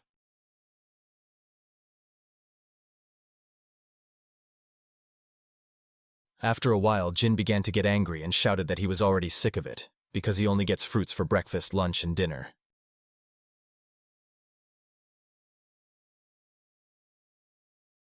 Rocco was scared and anxiously asked the master not to say that he was sick of something. Jin said that he was tired of eating fruits every day, and was saddened by their sweetness and crunch. Jin remembered how Martha cooked the food and said that he would like to eat Martha's roast with roast venison. But more than that, he would like to eat rice now. Reiko asked if the guy wanted something new. He could eat an earth spider. Jin said that even if it turned out to be edible, he would still refuse and asked if these spiders feed on air. A maid appeared and read from the handbook that earth spiders absorb ether, and this can in some sense really be considered as feeding on air. The maid pointed. Jin said that they live near the ocean and they will be able to get fish and salt, but he also wanted other products, so he needs to go and buy the necessary things. The maid said that it was better for them to go to the blend. The directory says that there is a real epicenter of trade. And Jin told Aqua. Rocco said that she was in Blue Land before she started looking for Jin, although she doubts that this is the same place as 1,000 years ago. But even now it's nice, and there are a lot of stalls. Jin said that they would go there and then shouted to Reiko to get ready. The guy looked at the other golems and told them to keep exploring the island. The companions came to the magic teleporter, and Jin said that this was their first trip, not counting the village of Kina and its surroundings. Rocco was delighted and said that if she was with Dad, then any trip would be a joy. Jin touched the magic sphere and entered the coordinates for teleportation, after which O gave commands for the teleportation gate to activate and the room to light up. Sometime later, on the Blue Land shopping street, an unknown man turned to a screaming girl and asked if she was having a bad day. The girl shouted, "Today, she will definitely sell everything. It's time to make money." The girl screamed that the inventions of the best master of magic crafting of their Blue Land were presented on her table. The comrades passed by the girl when she shouted, Why not buy something and advise them to buy their inventions for their little sister? The girl held out the jewelry and said that it was a bracelet with a magic lamp when it was dark. It could be lit, and this was the latest development, which Jin took the jewelry and asked if there was not enough light in it when Rocco confirmed his words and said that it was not very bright. The girl got angry and shouted that it was very. Jin twirled the jewelry in his hands and said that it was tasteless, accidentally broke something, and there was a crunch. The girl was shocked by his behavior. The girl screamed and asked the guy what he had just said. Jin tried to apologize and began to justify that he did not mean it. The girl shouted at the guy and asked what he wanted to say. Rocco said that you shouldn't be so angry if you look closely. Then the thing is cute and pretty well made for an amateur. The girl was furious and shouted that she was not an amateur and was studying with the famous Professor Glutia Hampton. Rocco asked who he was, and Jin put his hand over her mouth, telling her not to say the first thing that came to her mind. The girl shouted that she would not forgive them for calling her an amateur, and grabbed her wand, after which she swung at her comrades and shouted for them to apologize. The girl put the wand to her companions, but Rocco stretched out her hand and grabbed it, which caused the. Rocco looked at the girl threateningly and asked what else she wanted to do with her wand and with whom. The girl screamed in fright. The girl sat on the ground and tearfully asked her parents for forgiveness for the fact that they had placed high hopes on her that she would be a master of magic crafting, overworked at work to pay for her education. A crowd gathered around the girl's table when the girls said that now a couple of foreigners were making fun of her. There was talk in the crowd that part of the product was broken. An unknown guy had done something, and the girl was crying. A merchant appeared in the crowd and shouted at Jin that if they like to have quarrels, then it's better to get out of this place. Reiko tried to apologize to them. Jin approached the girl and apologized to her for what had happened, and offered to step aside and discuss compensation for the. The girl agreed and they went into the alley. Jin apologized again for the incident, and the girl said The girl said that the one was quite valuable, and Jin said he would make up for it. But he didn't have the money and offered to fix the wand. The girl said that this is not the kind of thing that you can just take and fix. Even she had to buy it because she couldn't make it. Suddenly, Jen pulled a rod wrapped in a ribbon. Jin said that since the wand was made of wood, he could not return it to its former shape. The comrades started to leave and Jin said that he apologized again. The girl shouted for them to wait.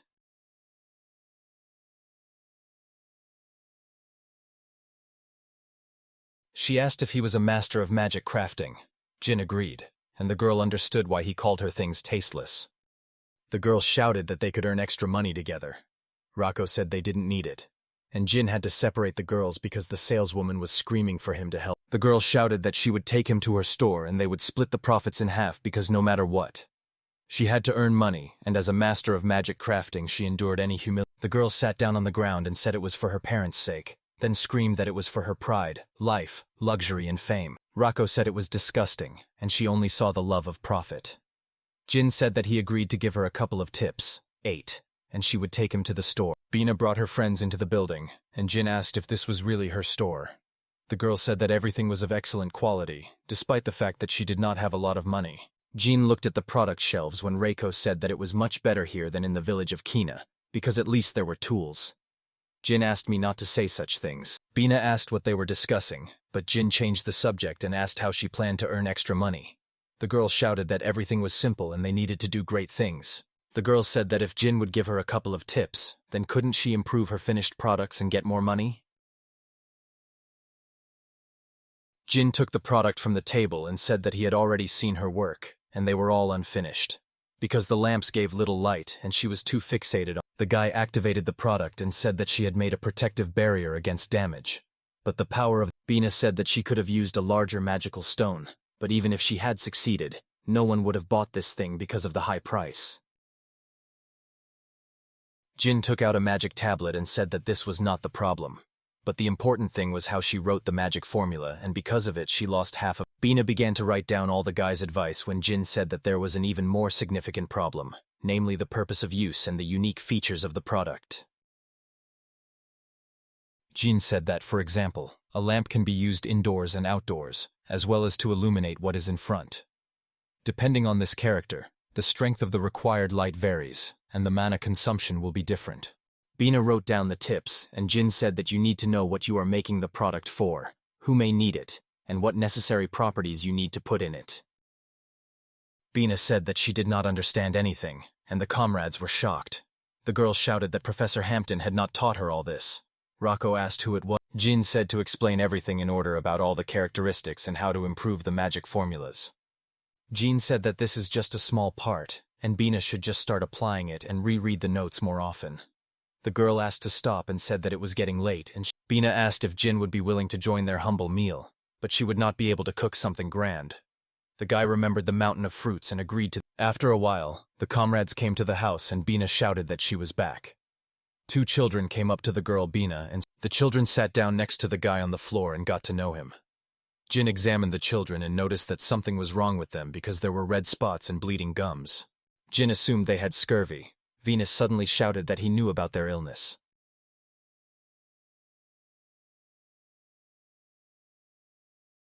The guy said that he was not an expert and could not say.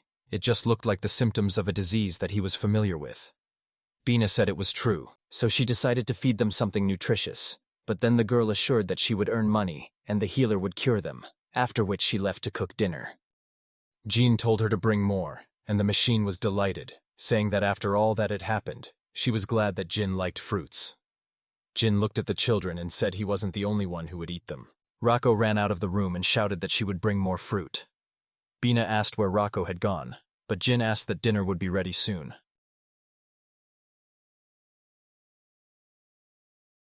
Jean said that he asked her to do something, but being a god angry and shouted that it was already dark, and no matter how strong Reiko was, Jin said it was okay because Rocco was a robot.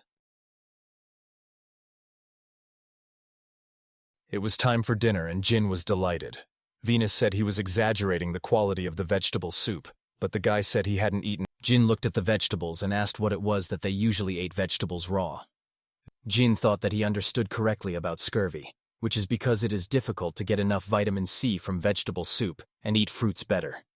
She dumped a huge mountain of fruit on the dining table. Rocco said she hadn't brought too much fruit, but Jin thought that they probably wouldn't eat it. Bina and the children were shocked, and the girl asked what it was. Jin said it was fruit, but the girl shouted and surprised that it was a peach. The children took the fruit and Bina shouted that if you don't have money you need to sell peaches, because this is an elite product called royal fruit, and even the nobles can't afford to eat it in such quantities. Jean was surprised that this fruit was so valuable, and said that they could just all eat it together, because even if they sold it, there would still not be enough money for a doctor. Rocco cut the fruit into slices and the children began to taste them, saying with delight that it was very tasty and sweet. Bina happily shouted that she saw more apples and oranges and told her comrades to try them too. Jin agreed and took a piece of fruit. The children shouted in delight that it was all. After a while, Bina started training Jin's tips and tried to create a new product using the shaping technique. The material began to take shape under the influence of magic, but eventually collapsed. The girl shouted that it was so tiring, but the guy told her to calm down and focus, otherwise she wouldn't sell anything if she wasn't accurate. Jean asked what she wanted to create. Bina said that she does not yet know what everyone needs and what everyone wants. If you ask what she wants, the answer comes quickly. Bina was inspired and said that, for example, a purse that would give her countless amounts of money, or a staff that could cure anything. Jin told her to focus on what she could do. Bina said she was just joking. The girl took the apples and said that to begin with, you can come up with a tool that could do something with them. Otherwise, after 3 days they will spoil and become inedible. Jen said that saving food is a good idea. Dina began to reason that the problem was how to do it. The fruits would definitely be preserved if they were dried or salted. Smoking was also a suitable option. But she is not sure about drying peaches. Most likely their taste will change. Jin looked at the girl and said that if it was a snowy country, they could just bury it. The girl created a piece of ice in her hand and said that if you constantly use ice magic, the consumption will be huge. Jin said that they don't have to freeze the food, and if the ice is isolated, it won't melt, because the cold air will stay from below, and everything should work fine. Bina took a notebook and said that if they put water in it and freeze it at times, wood would be suitable for and the refrigerator appeared.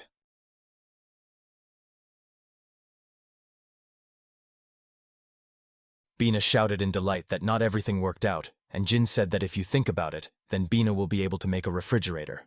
The girl said that she would have to borrow Jin's magic stone. The girl took the stone, and the guy said that everything was fine, and she apologized for interrupting the celebration, but asked at what price they were going to sell the new instrument. Venus said she would offer the most affordable price. But suddenly, the girl was horrified, and Jin asked what happened. But the girl said that she would not be able to sell the tool because of the price of the stone that she borrowed. Jin thought that according to the information from Roland, tor is about 10 yen, which means 1,000 tor is 10,000 yen. The guy remembered how Rolanda said that a loaf of bread is 10. Jin looked at the big stone and realized in a panic that they would not be able to sell the tool. Vina was upset and shouted that she had already created the instrument. The children looked at the refrigerator in surprise, and Jin said that for now, Bina could use it herself, and a buyer could be found later. But instead, it was time for lunch, and Jin said that we need to come up with something convenient for ordinary people, cheap and fast to produce. The guy was eating food when he suddenly froze and asked Bean if he had eaten the corn. The girl laughed and said she was tough because she bought the cheapest one on the market today. The guy looked at the plate and thought about the shape of the corn, then asked if they had any more corn. Bina said she was all tough. The guy said he would borrow her pot, and the girl asked what he would do. But Jin went over to the stove with a bag of corn and began to examine it carefully. Bina shouted what he was going to do and began to worry about his pot when Jin asked Rocco for an electric stone. Jin shouted that he would later make her as many pots as she wanted, even 4, even 5. The girl nervously said that 2 would be enough for her. Everyone came up to the pot and Bina asked. Suddenly, explosions began to be distributed in the pot, and the girl was scared, after which she grabbed the children and screamed what had happened and what was happening. Cornball. Jean shouted that it was an absolute success, but being a scream that it didn't look like a success. The guy pro handed the girl a plate with balls and asked her to try. Jin was eating popcorn and said it was a common food in his homeland. The children sat down at the table and started eating the balls when Jean said it's made from corn and doesn't do any harm. Bina took one ball and decided to try it. The girl was delighted and shouted that this was something that could definitely be sold because it was a cheap and fast product that they could easily make. Being a recall to visit to the market, and Jin said that they could not use better corn. They needed it to be hard in order for the grains to burst. And you also need to buy salt, butter, and pow leaves for packaging. That's all you need for popcorn. The guy said they still need to think about other ideas. Bina said that she has an idea. They constantly need a fire to heat the room or cook. And what about a tool to... Bina said that this is what a bunch of firestones are needed for, and they will have to buy a lot of startup capital. Jin took out a small bag from his pocket where there were stones. Bina hesitated, but Jin said that everything was fine. The girl grabbed the guy by the hand and promised that she would definitely repay the debt.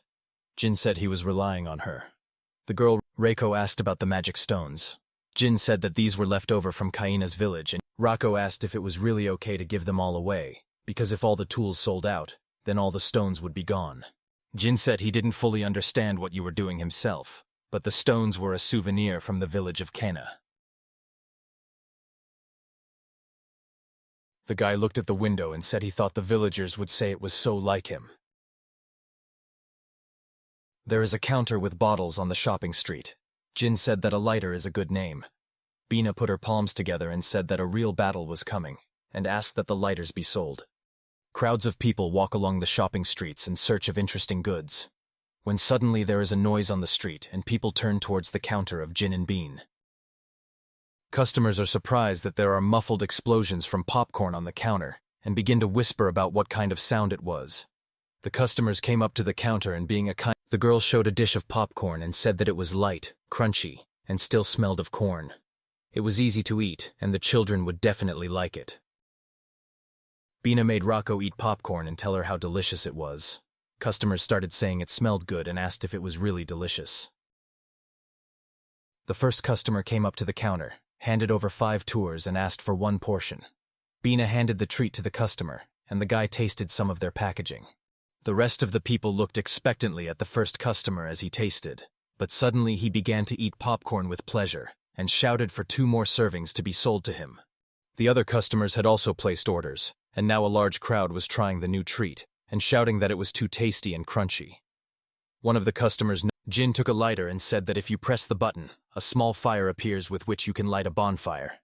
The buyer was delighted, said he would take one and paid 50. After a while, Venus sat down on a chair and said that she was tired, that the lighters along with the popcorn sold. Bina remembered the customers and said that she was glad that the product was sold, but she was also pleased with the faces of the customers.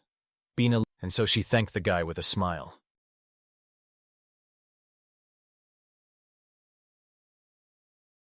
Jean said he was happy for her, but she'd better thank him when she can cure Nana and Rende, which is still a difficult task. Bina was delighted and said that now they can go and buy a lot of delicious food. Reiko said it wasn't wise to spend all the money on time like that, but Jin said he wanted Jin was working in his workshop in the laboratory when Ryoko came and asked why he would make futons. Jin said it was for Nana and Raold. Rocco asked if he had made it from the threads of large caterpillars. Jay and I said yes, but I had a surplus of big spiders with them. Maids walked down the corridor carrying futons, and Jin said that they could be used for guests if they ever had them. Jin said that if possible, he would like to build a house because there are too many things in this laboratory that he would like to keep secret. I said that there is an underground mine of resources, and it is impossible for it to become known on the... Rocco said she understood his order and would soon build a house. Jin said that he was counting on Rocco and asked to double-check the futons and wake... The guy went into the room and said that now he would like to go to the hot springs in Kina or to a relaxing bath. Rocco looked at the door and said that her father could rely on her.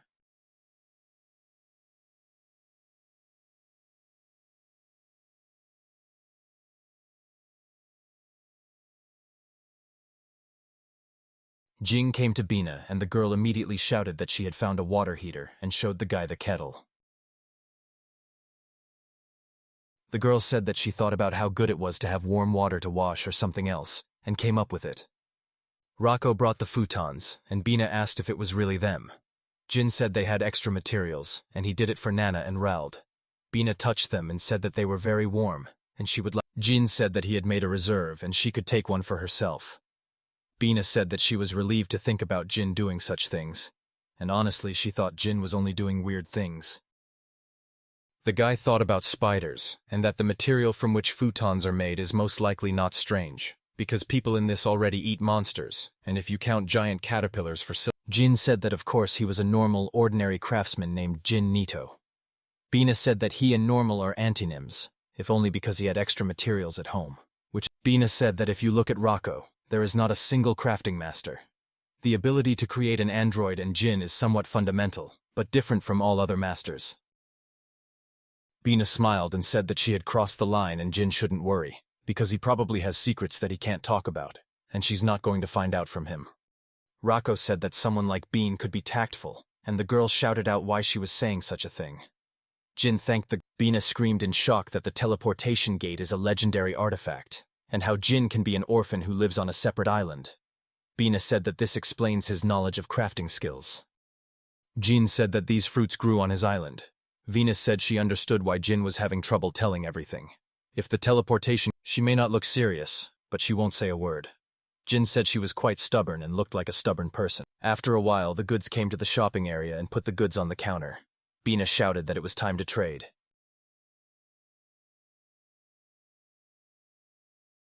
The girl began to show the water heater while Rocco was selling popcorn to customers. Jin managed to replenish the goods on the counter while Bina held back the crowd in front of the table. The trading day ended and Bina said that today was crowded, and Jin confirmed that he was glad to hear it.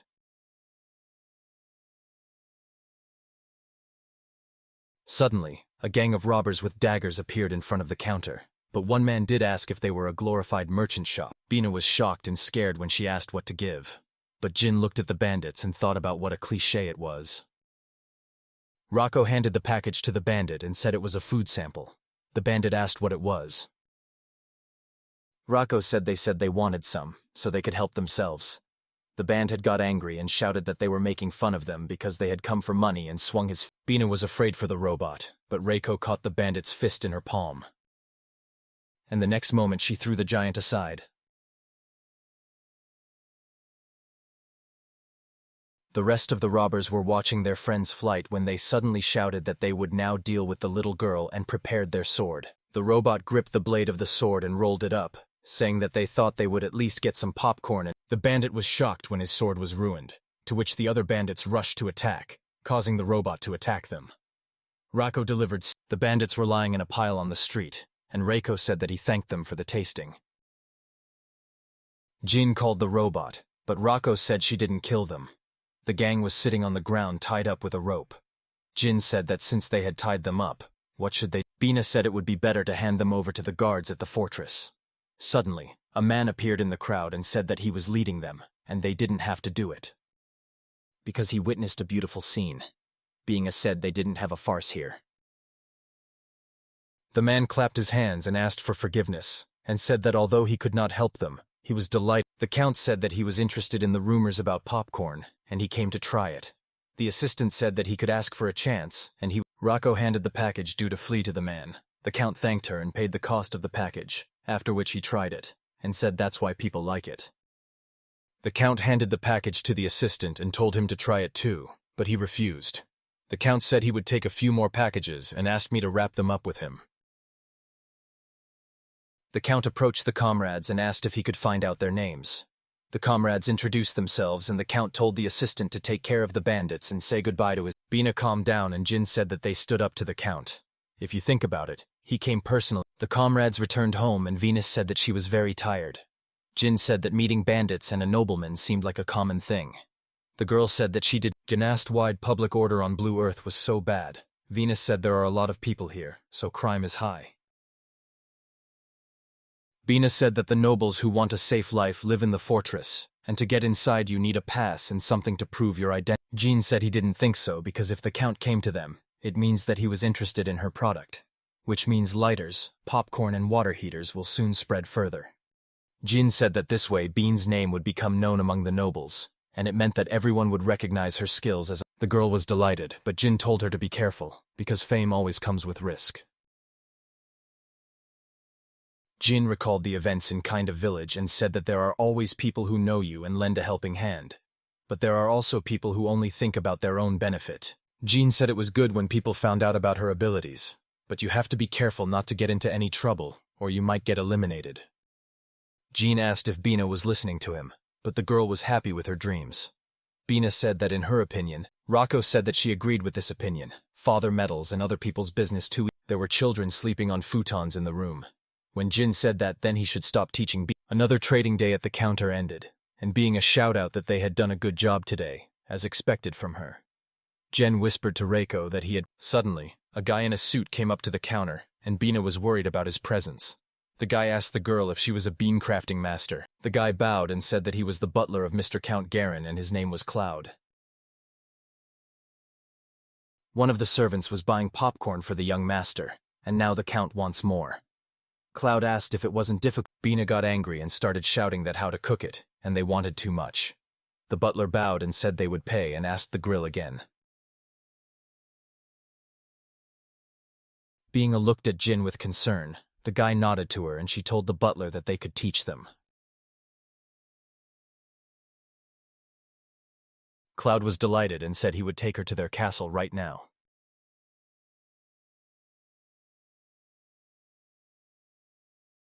Bina asked Jen if it was really worth selling a recipe for making popcorn. The guy said that sooner or later they would open it anyway, and it was better to sell it now than when they figured it out. The girl agreed and said that the nobles said they had prepared a decent payment, and maybe this. Venus said she was joking, and her motto was, everything for people, after she asked the guy to look after Nana and Rude while she was gone. Jean said she could rely on him and the girl left. Beta got into a noble carriage, and the driver went from the girl's house to the count's palace. The comrade said goodbye to the girl, and Jin said that he hoped that she would not spoil anything, and needed. Rako and Jin brought the children to the store to collect new inventions for the counter and shelves. So far, Rako has prepared dinner for everyone. Rako and Jin were standing at the counter in the store when the guy said that Bina was already late. He was a little worried and hoped that nothing terrible. Jin looked at the counter and said that lighters and popcorn were unusual, but he did not think that the guy said that maybe their goal is to evaluate her skills in technology, Rocco said that was a good explanation. Count Kazuma appeared at the counter and said that if he were in his place, he would decide to find out the character of the girl. The man said they weren't in their usual place, so he came here, but it looks like Lady Bina isn't here. Jean said she went to Count Garen's estate. The Count thought about it and said that he was probably too late. He asked Jin if he could approach them with a business proposal. Jin was surprised that they were having a business conversation. The comrades went into another room, and the assistant said that it was awkward, and the Count laughed that it was really very awkward. Jin told them not to talk like that in front of Bina. Rocco brought pieces of fruit, and the assistant was surprised by the apple, after which he said that he needed to check for poison and took a piece of fruit. The assistant was trying the fruit when the Count said he was sorry that his man was a little paranoid. Jin said he understood him because he had a similar experience. The Count said that sometimes the assistant goes too far. Jin said he understood, but they should be grateful for that. The comrades looked at the assistant, who had eaten all the apples, and the Count asked if he had overdo it with the check. The man was sharply surprised and said that this apple tasted like this, and the Count asked if it was so tasty, after which he took a piece. The Count went to the refrigerator and Jin said that it was a magical device that cools everything inside. The Earl asked if Lady Bina had invented it. Jin agreed and said that with this, food could be kept fresh for longer, and if more food could be saved, they would be able to overcome hunger. But the problem is that due to the Count inspected the refrigerator when Jin said they planned to recycle it to lower the price. Ask the Count if this means that it will become publicly available. Jin said that there are many ways to happiness, so there must be a way that made everyone happy, and instead of sitting on your happiness, the Count thought about it, then said that this type of thinking was simply amazing, and said whether they would allow him to buy goods. The assistant approached the Count and asked, "What about the water heat?" The Count said that the local craftmasters are trying their best for the common good, and it motivates. The Count said that the phrase to sit over his happiness indirectly, but also concerns himself. The Count looked at his because he can't involve them in something as dirty as creating tools for conflict. Jin asked in surprise about the conflict.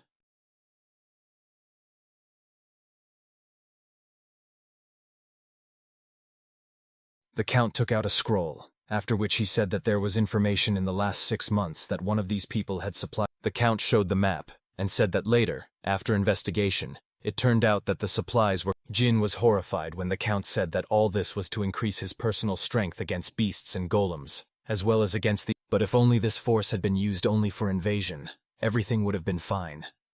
The Count said that some of. Jin shouted that this was what Count Garana had turned to them for. The Count said he couldn't deny it, but their job was to protect the kingdom. Jin said that it could be true, and that meant Count Garen had a purpose when he attracted Bina. The Count said that in order to enter the fortress, you need to go through certain procedures. He understands that with the power of Lady Reiko, they can skip all this, but he cannot allow them to. Jin tried to object, but the Count said that he would go himself, and they should let the nobility fulfill their duties.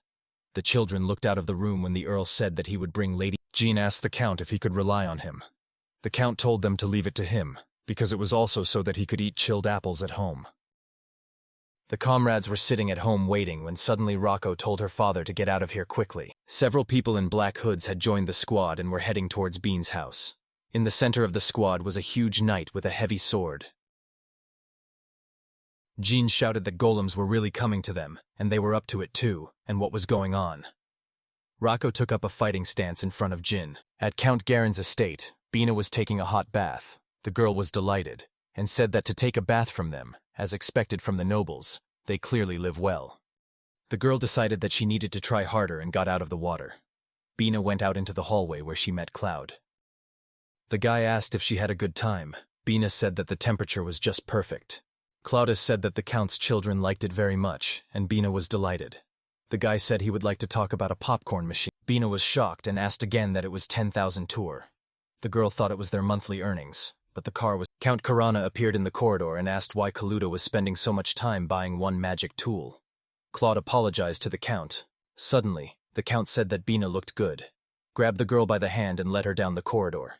Bina was shocked and screamed what he was doing, and she needed to get. Bina called the butler, but Clota turned his back on her and said that since this was the case, the Count could have fun.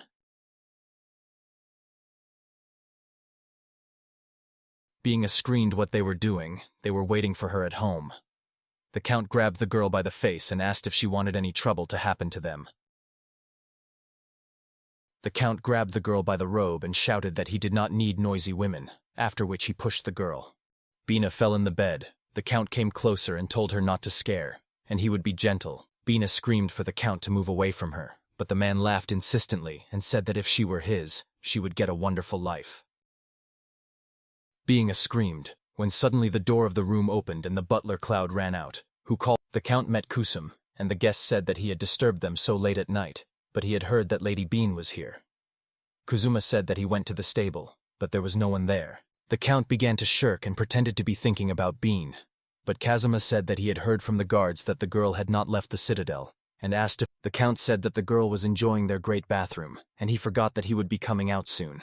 Kazuma asked. Bina went out into the corridor of the citadel, as Count Kazuma immediately saw her and turned to the girl, telling her. The Count was furious and shouted that this son of an old noble family had just entered politics, and how dare he behave so insolently with them. The Count said that. The Count asked Cloud if everything was going according to plan. The butler said that everything was according to plan. Bina and Kazuma were riding in a carriage, and the man said that she had been through a lot, and he wanted to find her today. Bina asked what Jean had said. Kazuma said that she makes tools for commoners, and instead of making someone happy, she wants to make everyone happy.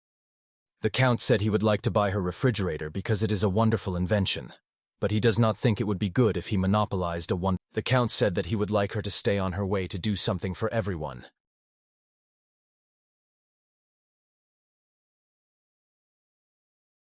Venus said that even with her strength she couldn't sell Jin's goods. The Count said that Jin would understand if he was told about it correctly. Kazuma asked if they were good friends. Bina smiled and said that he was part of her family, so they needed to get back faster. Rocco and Jin were in the house. The robot asked if they were going to get magic tools. Jin said that it was most likely so, and they still did not know for sure if they were Rocco told him to run away on his own in a bad situation. Jin said that if it's an enemy that you can't defeat, then running will be useless. A group of strangers in dark raincoats surrounded the building of the house and took up positions on the roofs of neighboring streets. One of the enemies got into the house and saw the children in the room. The stranger said that he had found them, and they needed to approach him. The stranger realized who it was when Rocco suddenly appeared and shouted that they had not come here to steal, but to kidnap, which then struck at the stranger and he flew through. The robot got into a fight with several mercenaries when another one entered the room and asked what the noise was. Rocco was shouting at. Jin suddenly appeared behind the mercenary and threatened him with a paralyzing staff and used the technique to dig under the enemy's feet. The mercenary fell into the pit, and Jin looked at him and thought that he felt like he was the only one using this trap. Rocco dealt another blow to the mercenaries, when one of the enemies said that this girl was in the report, and called for the golem's case. The robot landed on the ground, but abruptly jumped up and pushed the golem in the chest with a strong blow, which caused it to fall to the ground. Rocco grabbed the golem's sword and swung it while it was lying on the floor, after which she cut its helmet into pieces. The mercenaries were shocked, and one said that they had no choice, then took out the mercenary sword shone with fire magic, and another mercenary said that the flame was excellent. The children hid behind a protective barrier and called for their sister, but Jin stood next to them to protect. Reiko entered the fiery vortex, and Jin thought that his robot would not melt from such a small damage. On Kazuma and Bena streets of the city, they watched the fire, and the girls screamed in horror that this was their house. Rocco struck at the mercenary inside the flame vortex, and he shouted that she was not a robot, but a. Bina grabbed her staff, but Jin shouted that she could destroy all things. The girl swung and hit the mercenary with her staff.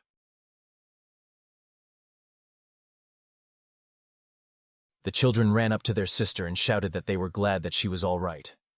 Jin approached his friends and asked if everything. Jean said that she shouldn't feel guilty about it, and Reiko also broke their wall that the robot began to rebuild the structure. Reiko said that this wall is thin and fragile, but Jin said that the girl needed to build a better house. Bina shouted that Rocco said that the wall should be built of bricks, and Jin suggested making it non-combustible. The Count laughed and said that they were talking about crafting even in such a situation. Jin said that they are magic crafters, and they are the best at creating something. Jin and Bina punched their fists and were glad to be home alone.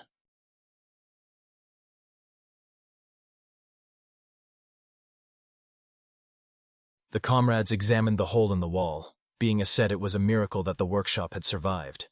Jin said they could Kazuma suggested that they could move to his estate.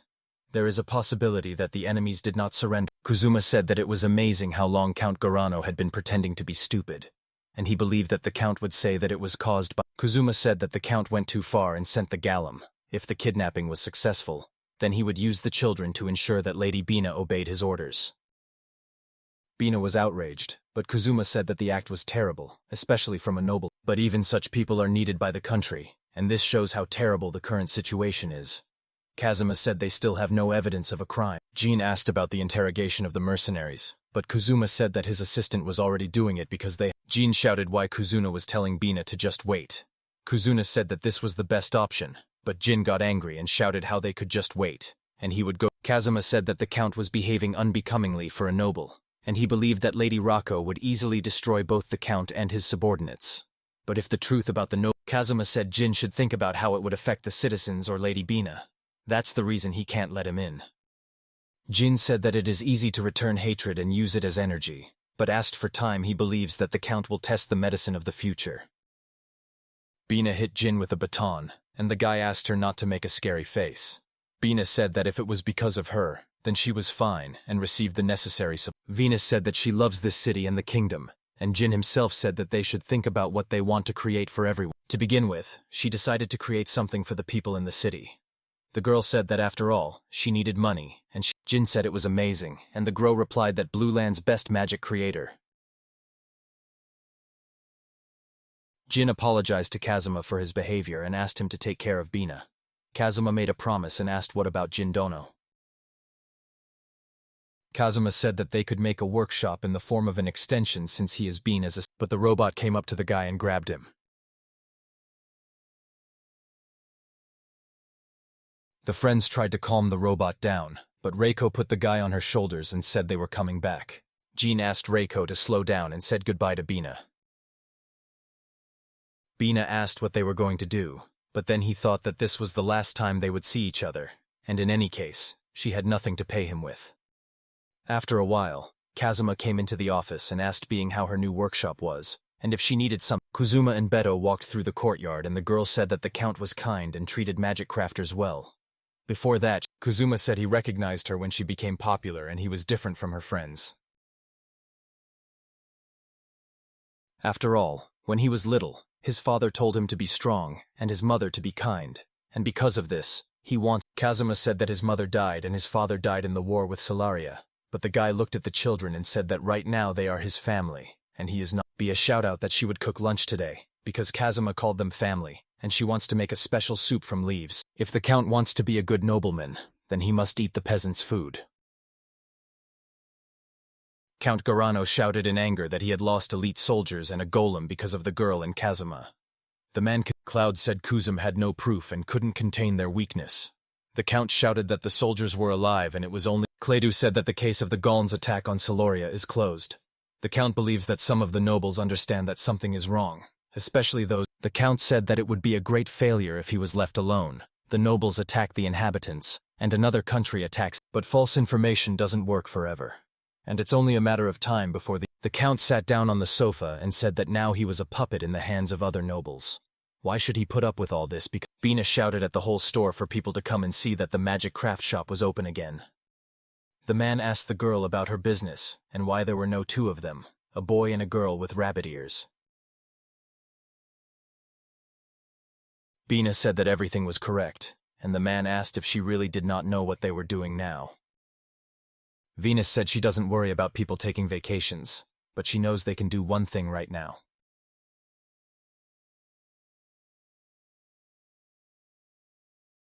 Jin is just doing something somewhere.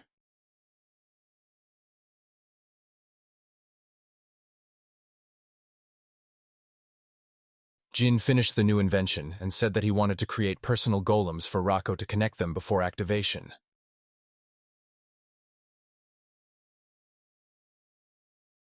Rako took the hands of the new golems and activated the start connection technique. The golems Jin said it would be easier and more convenient when you need to pick something up and asked if Reika would give them names so that they would be her personal golems. Rako tried to come up with names, but it didn't work out, and Jin said she could think about it later. The comrades came outside and the guy said that they had planted seeds from blue land and the land was fertile. The rest were cultivating land fields. Jaemin showed the map that they had marked all the minerals and resources, and could combine things more efficiently. Jin said he wanted to learn from Bina, decide in the future who he was doing things for, but for now he was doing it for himself. Reiko said if he looked good he would understand that they were doing everything. Rakel pointed in the direction of the giant house.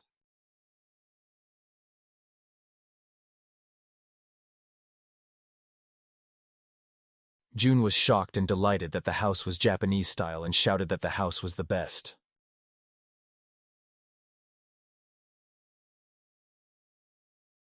Jun was looking around the house and was happy. The guy said that it was unexpected that they had made it to Tommy themselves.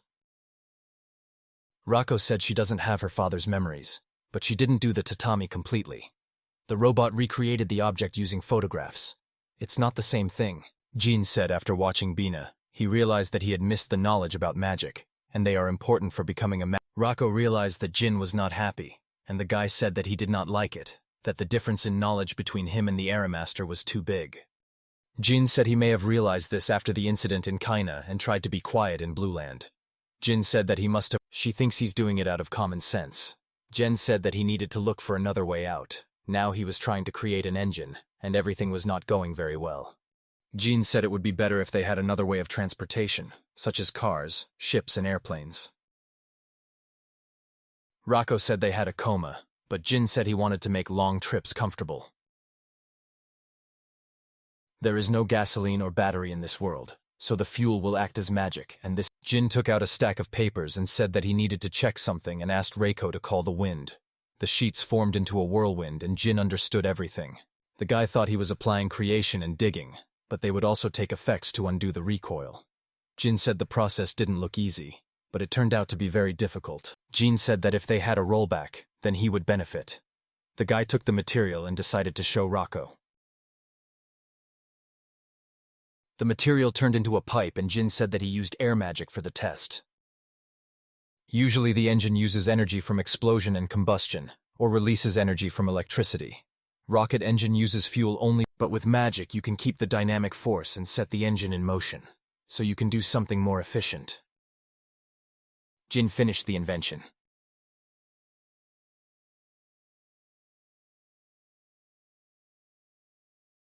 Reiko called it a pipe, but Jin said it was a rocket magic engine, and they were going to do a test now, so he asked Rako's personal golems appeared and said that they would do it themselves and took the engine to get. The comrades came to the clearing and Jin asked to install the engine and said that there would be a strong wind and you need to be careful.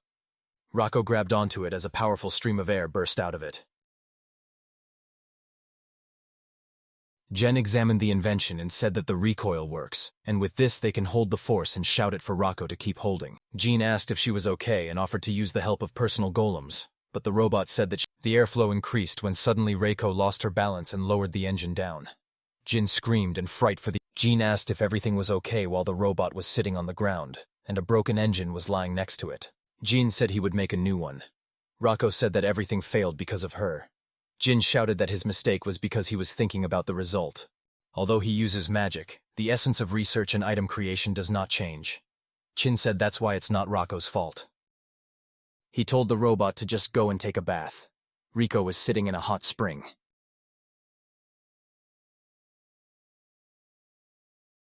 She was thinking why he said that everything was fine, because she doubted the golem's help and brought problems. Golem assistants appeared nearby and said that their father told them to wash too, because washing with magic is not fun. The assistant said that the father asked to support Rako. The golem said that Rako relies on her father, and they can rely. Rako said she still hadn't given them names, and wasn't even sure she could give them two names as good as her father. The assistant said that the two of them want to help, and they were created for this. and they want to be useful to their father together.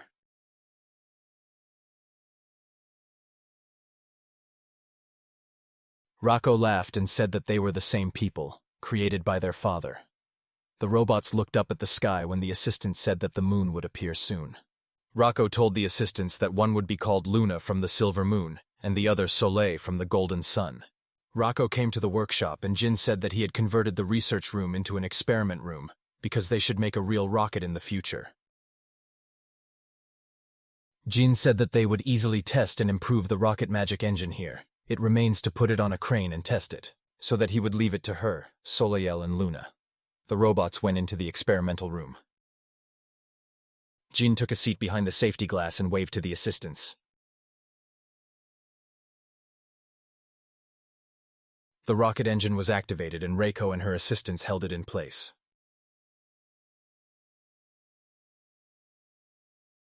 After Reiko said that the magic was gone, Jin shouted that they had succeeded and had a great job. The assistants were delighted, and Reiko asked if they could create a transport now. Jin thought that the energy is still not enough for an airplane, but it can be adjusted to the rotation speed, which means that it can be adjusted to the rotation speed of a water transport. The guy said that there is a long way to go to put it into practice. Jin said that they should focus on the realities before continuing the experiments. The guy and the girl were on the beach. The place where they were was different from the island of Hooray they were familiar with. If they follow the coastline, they will quickly reach the city of Patrock. The couple also wanted to find a small hotel along the way. Soon during their walk they found a hotel with a kind owner. A guy and a girl stayed in it. They went into their room. The guy, seeing her appearance, thought that the price of 300 tours per night for two was normal. He imagined a hotel on a tropical island just like this, although the guy had never been in them, so he couldn't know. In this place, the buildings were more open than in Blue Land. This island was located in the Kingdom of Elias, to the south of the Kingdom of Aglaria. If you look at the structure of the village of Kaina, Blue Land, and Potrock, you could understand that civilization was at the level of the girl did not know the meaning of the word Middle Ages, but the progress of this world has returned to the Mother Era. This was not the era of the Masters, where everyone could use the gate to teleport on a daily basis. That's why the girl thought so. After her words, the guy became interested in the ships of the era of Masters. But that didn't mean he wasn't interested in ships from this era. The girl also suggested they went out to the port to look around. The guy squatted down and looked at the wooden boat with interest. The main material of the boat was wood and metal for durability. The guy noticed that there were only small boats at the port. It was a boat floating on the sea.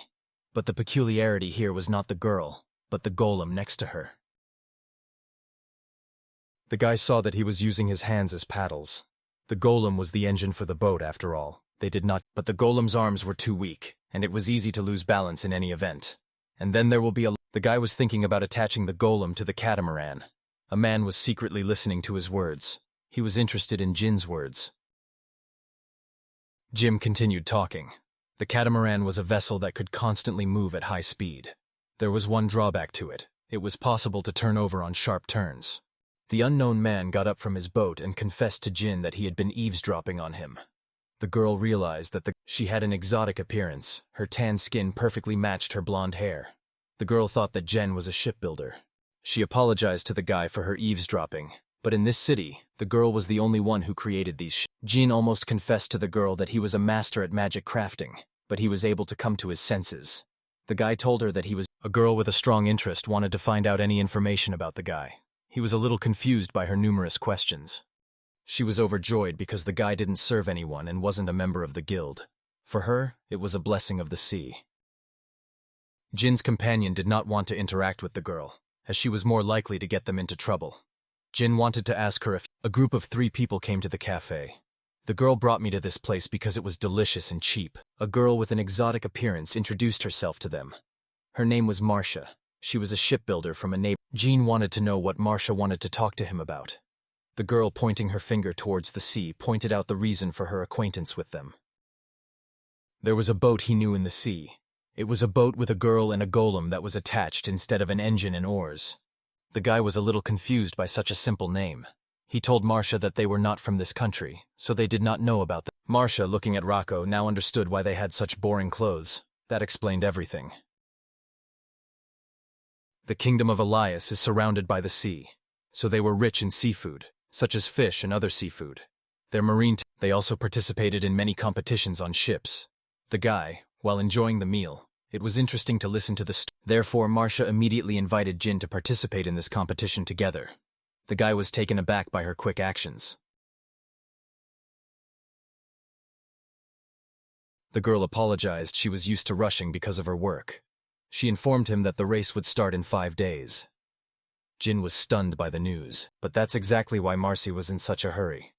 The rules of the race stated that you need a golem as an engine and a person. Marcia said she would do everything and be in control. She offered him half of the winnings to make her a golem for the ship. She had already realized that it was pointless to look for something nearby, but she didn't have time to search for the golem anymore. Jean told her that if she tried to do something in a hurry, she might be able to find the golem maker. That was her problem. But she has something she wants back. Her store was taken away because Marcy's father lost all the property. Therefore, this competition was the perfect chance to regain his honor and the lost store. No matter how small the chance, the guy wanted to know what she would do if she lost. Marcia has already given up the store to pay off her debts. She doesn't know what will happen to her if she loses. Jean also wanted to ask the girl why she turned to him. Marcia chose him because of his knowledge of golems and ships. And also her intuition told her that she would be able to trust Jin. Although the girl could be wrong, she chose him anyway. After all, if the worst happens, Marcia will lose her bet on the guy. Having said that, the girl smiled broadly. The guy drinking coffee told her that she had made a mistake. His companion agreed with his words and Marcia sighed in confusion. Rocco thought that this competition was very suitable for her father's ability. They will benefit if they create a golem that can control the ship. Marcia looked at them in disbelief at her words. Jin wasn't sure about that, but if he had lost, it would have been awkward. Therefore, he agreed to make another bet, namely a bet on their skills. If they do this, the chance of winning will increase. They bet on their skills, and they had to register as soon as possible. Marcia was happy. A company of 3 people were on their way to register. The reception desk was quite close to them. If they don't register today, they won't be able to participate in the competition. Along the way, Mercy wanted to know the guy's next plan. Suddenly, someone called out to her. The girl reluctantly responded with confusion. Her friends saw that she had found a magic craftsman. The girl agreed to his words. She really found him. Valentine was glad to hear that she now had a magic crafter. He thought about it and realized that he couldn't compete against her ship. Therefore, he wanted to offer her to become his shipbuilder. The girl is tired of him asking her to become his wife again. Valentine already had 2 wives, but he wanted more. That's why the guy asked Marcia to go with him again. But the girl was distracted by Jin. He hurried her to hurry up with the registration of the team. After apologizing to Valentine, she went to the reception desk. The man noticed that she was not lying, so he said goodbye to her. Then, when the girl left, Valentine immediately frowned and frowned. He was annoyed that Jin had interrupted him. Moving away from Valentine, Marcia thanked the guy for his help. The guy asked if he was a nobleman or a lord's confidant. Valentine looked like a bossy guy. He was clearly not a good person. Jin and Reiko had a negative attitude towards the man. Soon they came to the check-in desk.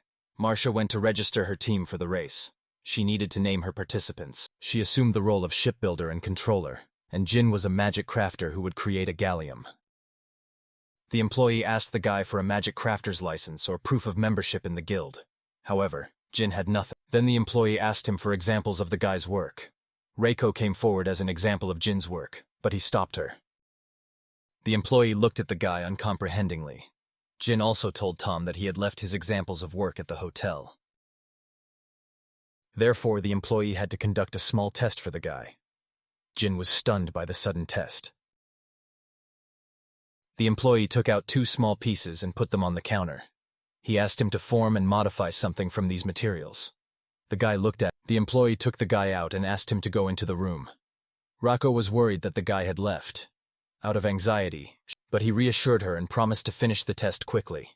The employee, seeing the sign from Valentine, nodded, thereby showing that in the room the man gave the guy a piece of some kind of material.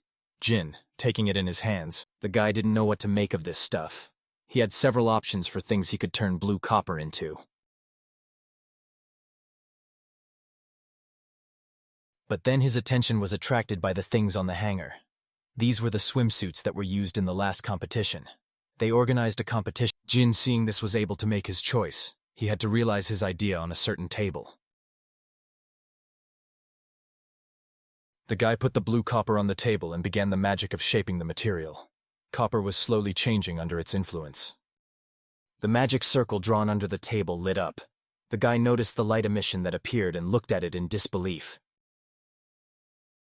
After a while, Jin left the room. The girls looked at him expectantly. They wanted to know how the test went. Jin answered ambiguously, thinking that he had passed. The employee looked at the figure with displeasure. The girl was looking at something with embarrassment. Jin was smiling confidently and calmly, and Valentine noticed that something was wrong. The employee was holding a figurine made by Jin in his hands. It was Marcia and a swimsuit in a smaller version. The girl was surprised by the figure with her face. She wanted an explanation from the guy. He admitted that it was her figure. She was embarrassed and outraged by what the guy had done. Jin, on the other hand, could not choose anything during. The figure was wearing a swimsuit from that collection. It was problematic for the guy to make clothes out of copper, so he chose a swimsuit. Jin turned to the employee and wanted to know his test result.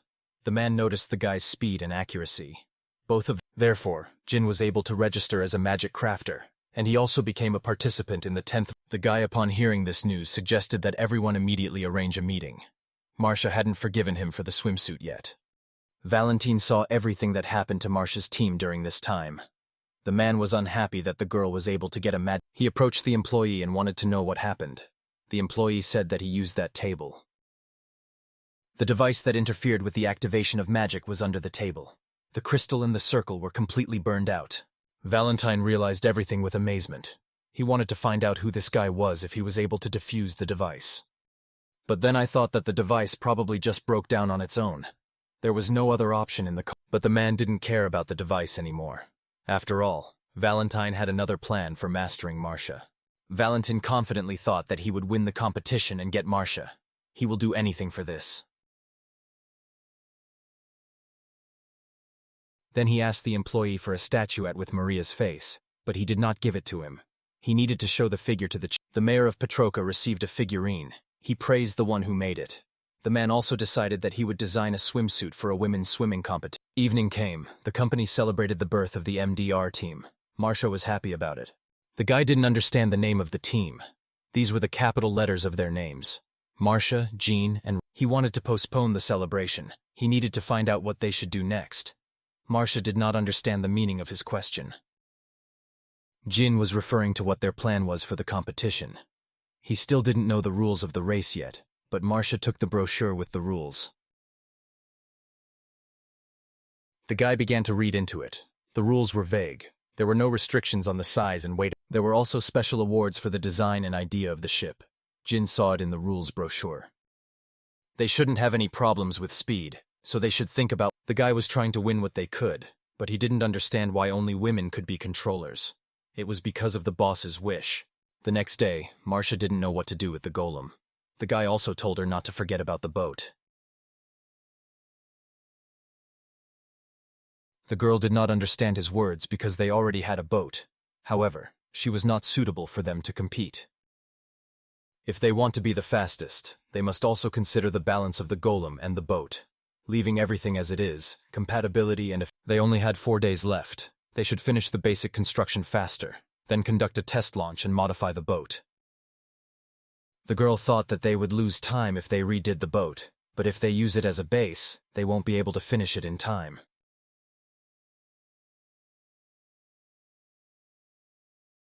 The guy had a vague idea of the plan. He needed the materials needed to create a gallium. Marcia understood everything. Jean also told the girl that he would finalize his plan when he saw the path they had to swim in the competition. During the course of the race, they must go to a certain rock and then return to the shore. The final will be announced on the day of the competition. The guy thought they should prioritize speed and racing. The main problem is how to reduce the lost turnaround time. The best solution would be a propeller, but making it would require detailed customization. They didn't have much time. Rako suggested that he use a magic jet engine, but it will be difficult to control. There was only the option of rowing. The guy wanted to take full advantage of catamarans. Suddenly, he was attracted by a sound that sounded in the... It was a golem of extraordinary beauty. It was designed to resemble a mermaid having fins and a fishtail. The guy looked at it with admiration. The blonde guy was talking to the siren on the ring. He was Suddenly, the stranger turned to him and asked about the doll that was standing next to Jin. The guy was stunned that he realized that Reiko was a golem. The blonde guy was glad that he had guessed right about Reiko. He wasn't sure before, so he decided to ask. The guy praised Jin for Reiko. It was well assembled. As a magic engineer, he couldn't stand. Jin was surprised by his words. That's what the magic artisans were called here. The blonde guy was Valley Reinhardt. He was from the land of showmen. Jin introduced himself to the guy in return. Reinhardt has never seen such perfect dolls as Rako. The girl was flattered because it was Jin who created her. After hearing this information from Reiki, Reinhardt was pleasantly shocked. It turns out that it was Jin who created her. Reinhardt thought he was just the owner of the doll. Dean was confused by the guy's admiration. Technically, he only fixed it. Jean also praised the guy. It was the first time he had seen a gallium made from the skin of a magical beast. He was well balanced in strength and weight. Reinhardt was overjoyed his interlocutor understood his work. It took the blonde guy a long time to set up the materials. Reinhardt and Jin began to discuss their common interest. They were completely engrossed in talking about golems. Dejectedly, Rako waited for the guys to talk about everything, but their conversation did not stop. The girl could... After a while, the guys shook hands. They were very pleased to talk to each other. Rako finally waited for them to finish. Jin could actually still talk. He liked to discuss golems. Reinhardt didn't want to stop either, but he still had to check the siren. She was waiting for his next order. They didn't have much time before the Gall-in boat competition. Reinhardt wanted to finish the test. The blonde guy wanted to ask them about participating in the race. Jin confirmed his participation in them. The guy, Reinhardt, will be looking forward to meeting them at the races. Jin and Rako left the seashore. They came back. June wanted to apologize to the girl for the delay, but Marshall was angry about something. It turned out that there were no materials in the store. It looks like someone bought all the materials after they signed up. Marcia looked at all the shops, but could only buy bronze. The rest of the materials they needed were missing from store shelves. Jin thought it was weird. After all, everything was fine yesterday. It is true that there may be high demand as there will be a golem boat competition soon. The guy thought about it. He calmed the girl down and told her that everything was fine. After all, they had bronze. Marcia was delighted with the guy's words. After all, Jin also had some materials with him. Thanks to Marcia agreeing to go shopping, he managed to come up with a plan. They started to create a golem. The girl was happy. The guy applied the spell, melting to the material. With a crackling, dark-colored stones began to come out of the ingot. Jin explained to her that it was an empty rock inside the raw material. He was just separating it from a valuable substance.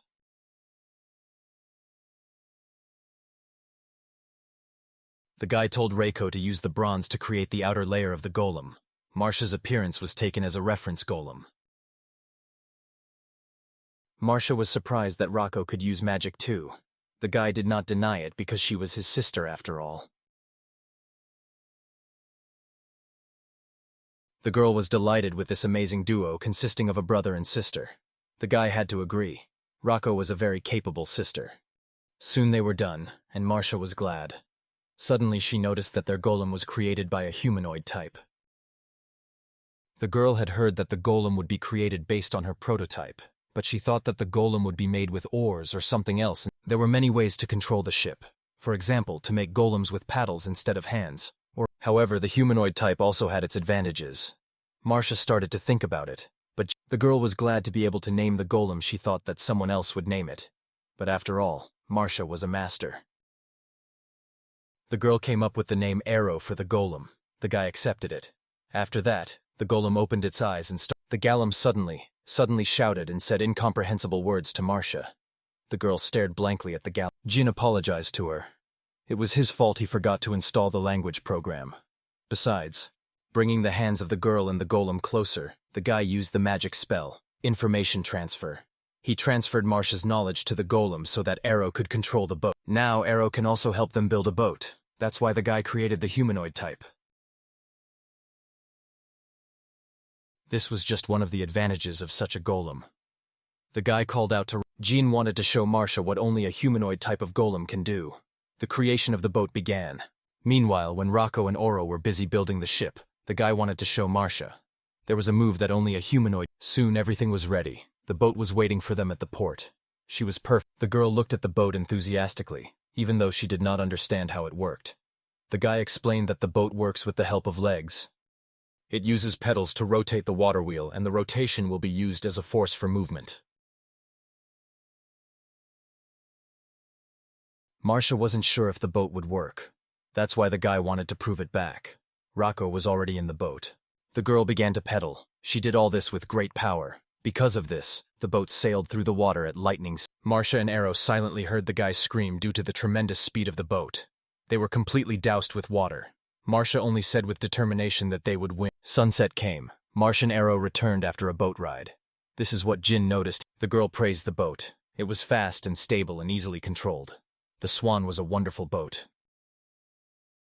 However, it is so stable that it is difficult to make small adjustments to it. The boat was suitable for sailing in a... The girl wanted to confirm with the guy about the characteristics of the Enro. The guy thought she was fully functional. However, Marcia thought it was strange that Enro couldn't swim faster than Rocco, who was just a child.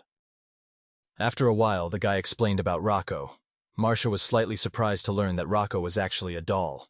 She didn't know what to be surprised about. Rocco was... A company of 3 people left their workshop. They will start the adjustment the next day.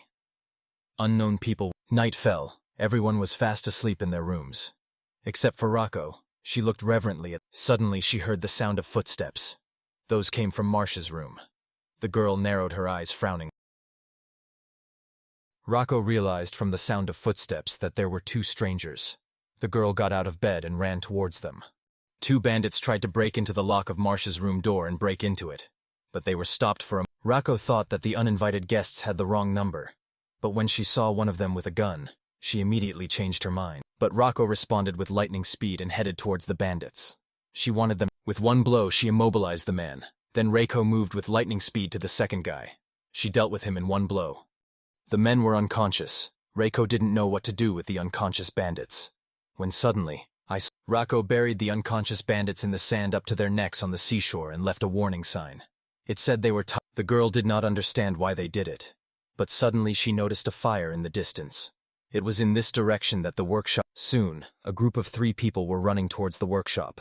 Rocco apologized for not waking them up earlier, because she didn't want to disturb their peace.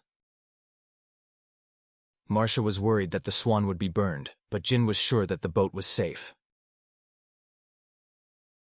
The girl in anger wanted to know why the boat should be safe. When suddenly the guy pointed to her side. Marcia saw a huge number of other people's boats not far from the shore. There she noticed a boat with an Enro among them. Aro was an independent type golem, so she immediately evacuates the boat in case of danger. Marcia sighed heavily, and alarmed Reinhardt suddenly approached them.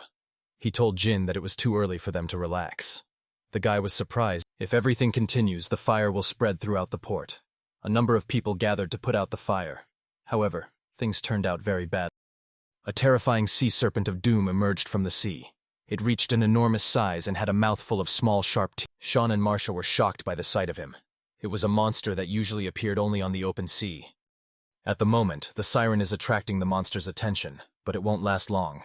After all, she wasn't cut out for Reinhardt wanted to lure the Serpent of Doom to the nearest marina and defeat it with magic. Jin understood the guy and started using the spell formation. The guy used it to create a spear. He ordered Ero to help the siren with distracting the monster, and Reiko to use the swan. Jin asked Marcia if she was against his orders. The girl replied negatively. She wanted them to defeat the monster. Rako immediately began to follow her creator's orders. She jumped up with lightning speed and landed on the ship. The boat was approaching the monster. Reinhardt ordered the siren to surface. Marcia ordered Ero to circle around the monster, watching the surf. The golems accepted the order of their owners. The siren rapidly began to rise up in the water, followed by a monster. When the siren rose up floating in the air, it was the moment of the attack on the sea serpent. Rako attacked him with her spear. The siren dodged the other way. While the monster was stunned by the unexpected attack, Rako, without stopping, struck again. The Serpent of Doom was completely neutralized, and Jin realized that the moment they needed had come. Reinhardt and Reiko quickly used the magic fire spear. The attack with the help of magic was aimed at the sea serpent of perdition. An explosion was heard from its The siren informed its creator that the snake had stopped moving. Reinhardt informed the others that they had defeated the monster. From this news, all the residents of the city were overjoyed. They rejoiced in the victory of the terrifying monster. Rako called out to her creator. Jin thanked her and Oro for their help in the victory. The girl was glad of it. However, it seems that several boats were damaged. Marcia understood the guy's words. She and Ero will help them. Reinhardt wanted to tell Serena to help them too, and he and Jin will help repair golems and boats. The guide didn't mind. Reiko was ordered to put out the remaining fires on the docks. The port chief was annoyed that they would not be able to get enough sleep. He ordered his employee. Rako put out fires. Ro and Marcia found damaged golem boats. The port staff also contributed to their assistance. Reinhardt and Jin were doing repair. The tired guys from work finally finished with all the chores. It was a difficult night, but they were able to help others. Jin was tired, but he didn't think it was such a bad night. The boats and birds are as good as new. Moreover, the guy was enjoying the sunrise. Suddenly, Reinhardt was hailed by a girl unknown to Jin. Her name was Elsa. The blonde guy. The girl's gaze stopped on the black-haired guy. Looking at him, she said that the view in front of her was really very beautiful. The girl with flushed cheeks looked ahead with interest. It was unknown if she was looking at Jin or at the sun. However, immediately grabbing Reinhardt by the hand, the girl wanted to take him away, because everyone was worried about him. He could only leave them. Reinhardt said goodbye to Jin. Elsa repeated the name of the black-haired guy questioningly. Her gaze. Jin, yawning, wanted to go back to the hotel and sleep, but Marcia wanted to say something to him, but the guy stopped her conversation. There were a lot of things he wanted to talk about, but they had to rest first. No matter what other people are planning, they definitely won't give up. Jin was seriously serious and angry about the incident. At the same time, there was a strong bang on the table in another place. Valentino was angry that his plan had failed. His interlocutor thought it was better to reduce the number of participants, but then the competition would have just been cancelled, and the man wanted to get everything he. However, even though they sent some bandits to do this, somehow they ended up buried in the sand. The man just wanted to destroy everyone at the competition. It doesn't matter what he has to do it. Sometime later, in another place, Marcia was in a swimsuit. The girl was not sure that this outfit was. Marcia, blushing, embarrassedly covered her body with tears almost coming. The girl was wearing a tight fit. The port chief just laughed at that. This swimsuit was created for this year's swimsuit competition. Jin closed his eyes in embarrassment. Marcia felt insecure because of the swimsuit. She was on the verge of crying out of embarrassment. One sunny day, the guy was at the venue of the tournament. There was a preliminary stage, but there were a lot of people on the street. In addition, there were kiosks everywhere, since this place was used for events all year round. There is another race besides the golem boat race, namely the inserts on the participants. A huge amount of money was used that day. Reinhardt said that everyone liked number one at the moment, Earl Valentino. Jin noticed a girl next to the guy. The blonde guy introduced his younger sister Elsa to everyone. He couldn't imagine her before because of the recent commotion. She silently stared at the guy with interest. Jin became worried, while Rako quietly slipped forward, trying to block the guy from Elsa's gaze. Elsa was able to overcome her embarrassment after a while. She shyly thanked the guy for saving Reinhardt. The girl introduced herself to the guy. calling herself Elsa Randall. In response, Marcia noticed that Elsa was also wearing a swimsuit. That's why she also participated in the Golem boat tournament. Marcia noticed that the color of Elsa's swimsuit was different. Rather, they will meet in the final. The girl did not want her to lose before reaching the final, but Elsa was confident in her abilities. She and Serena were the strongest. Marcia wanted to start an Valentino confidently told the company in front of him that they, the Glory of Elijah team. The man laughed nastily and told Marcia that he hoped she would not be disqualified at the preliminary stage.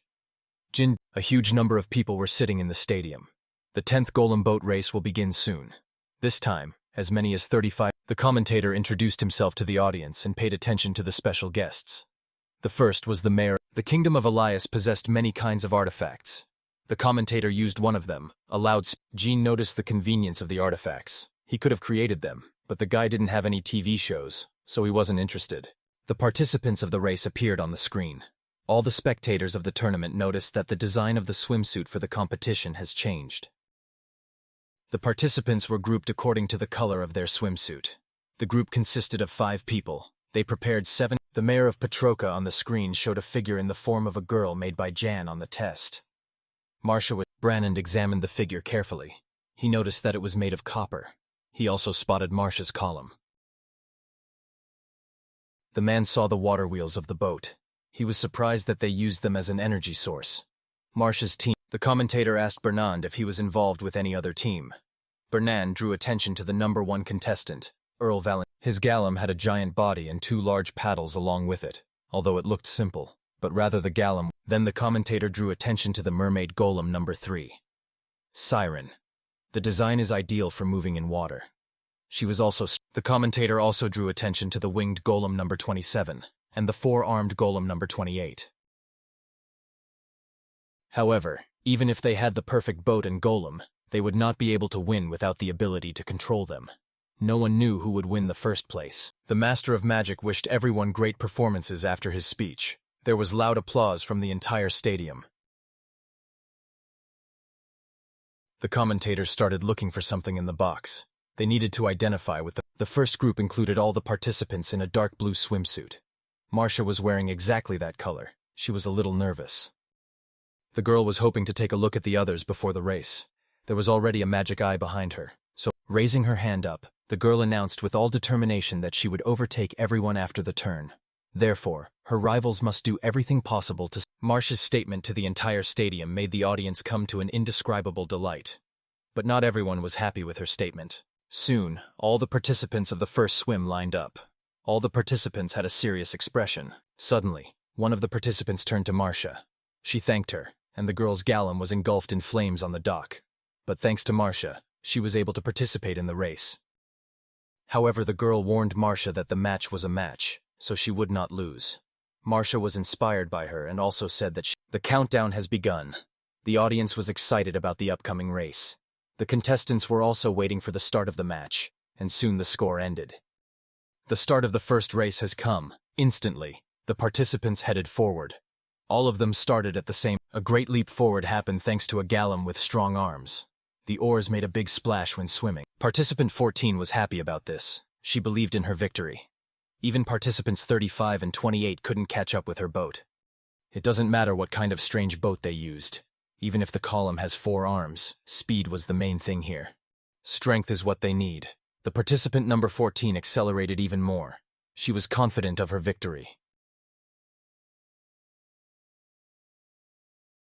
There was a cliff ahead. Maybe she could swim the turn without competition. Jin didn't think the girl's words were wrong. However, if someone tries to forcibly turn the ship at that speed, they will lose their. But suddenly, Marcia was behind her. She told her that contestant number 14 no longer had time to overtake them. At the same moment, the girl was definitely in lightning fast heading forward, swimming through the turn. Finally, Marcia and Aura will be able to overtake them. The girl immediately ordered Aura to command forward. By quickly pedaling the boat, Arrow made the use of water energy even faster with the help of the boat's water wheels. The Swan headed forward with all its power and speed. At the same time, with these actions and also the incredible speed of the boat, they made others tense up. The blonde guy thought that they had shown all the possibilities of the boat when there was a fight with the sea serpent of tradition. At the same time, participant number 35, Marcia, made an explosive leap forward. The girl was quickly ahead of the other participants. She felt a wonderful feeling at the same time, as if Marcia could see and feel everything around her. Looking at the steering wheel, she thought that she really liked this incredible feeling when controlling the feeling of the wind hitting your face and then sliding through your hair. With this feeling, from the surging feelings, the girl excitedly confessed her love to everyone. The boat was... After a while, Marcia overcame the finish line. She, the participant at number 35, was able to get the first place and fulfill her communication in that she would The girl, still enjoying the race, turned to the magic eye. She said that with her and the swan, Marcia appearing on the magic screen, thereby drawing the attention of every viewer to herself, said that they would take the first place. Valentino was unhappy. He won't let that happen. It doesn't matter what he has to do it. The man clenched his hand. The winner of the preliminary races is the number 1 participant, the Slava Ilya team, namely Liza. This was the end of the preliminary competition, and the very next day they would meet with the 7 finalists. The commentator drew the audience's attention to the screen. 7 winners of the preliminary races appeared on the magic screen. Among them were Marcia and Elsa. Everyone was looking forward to Mars finals. Elsa, turning to Marcia, told her that she would not lose. Marcia agreed because she doesn't want to lose either. The girl turned to the other finalists and said about a fair fight.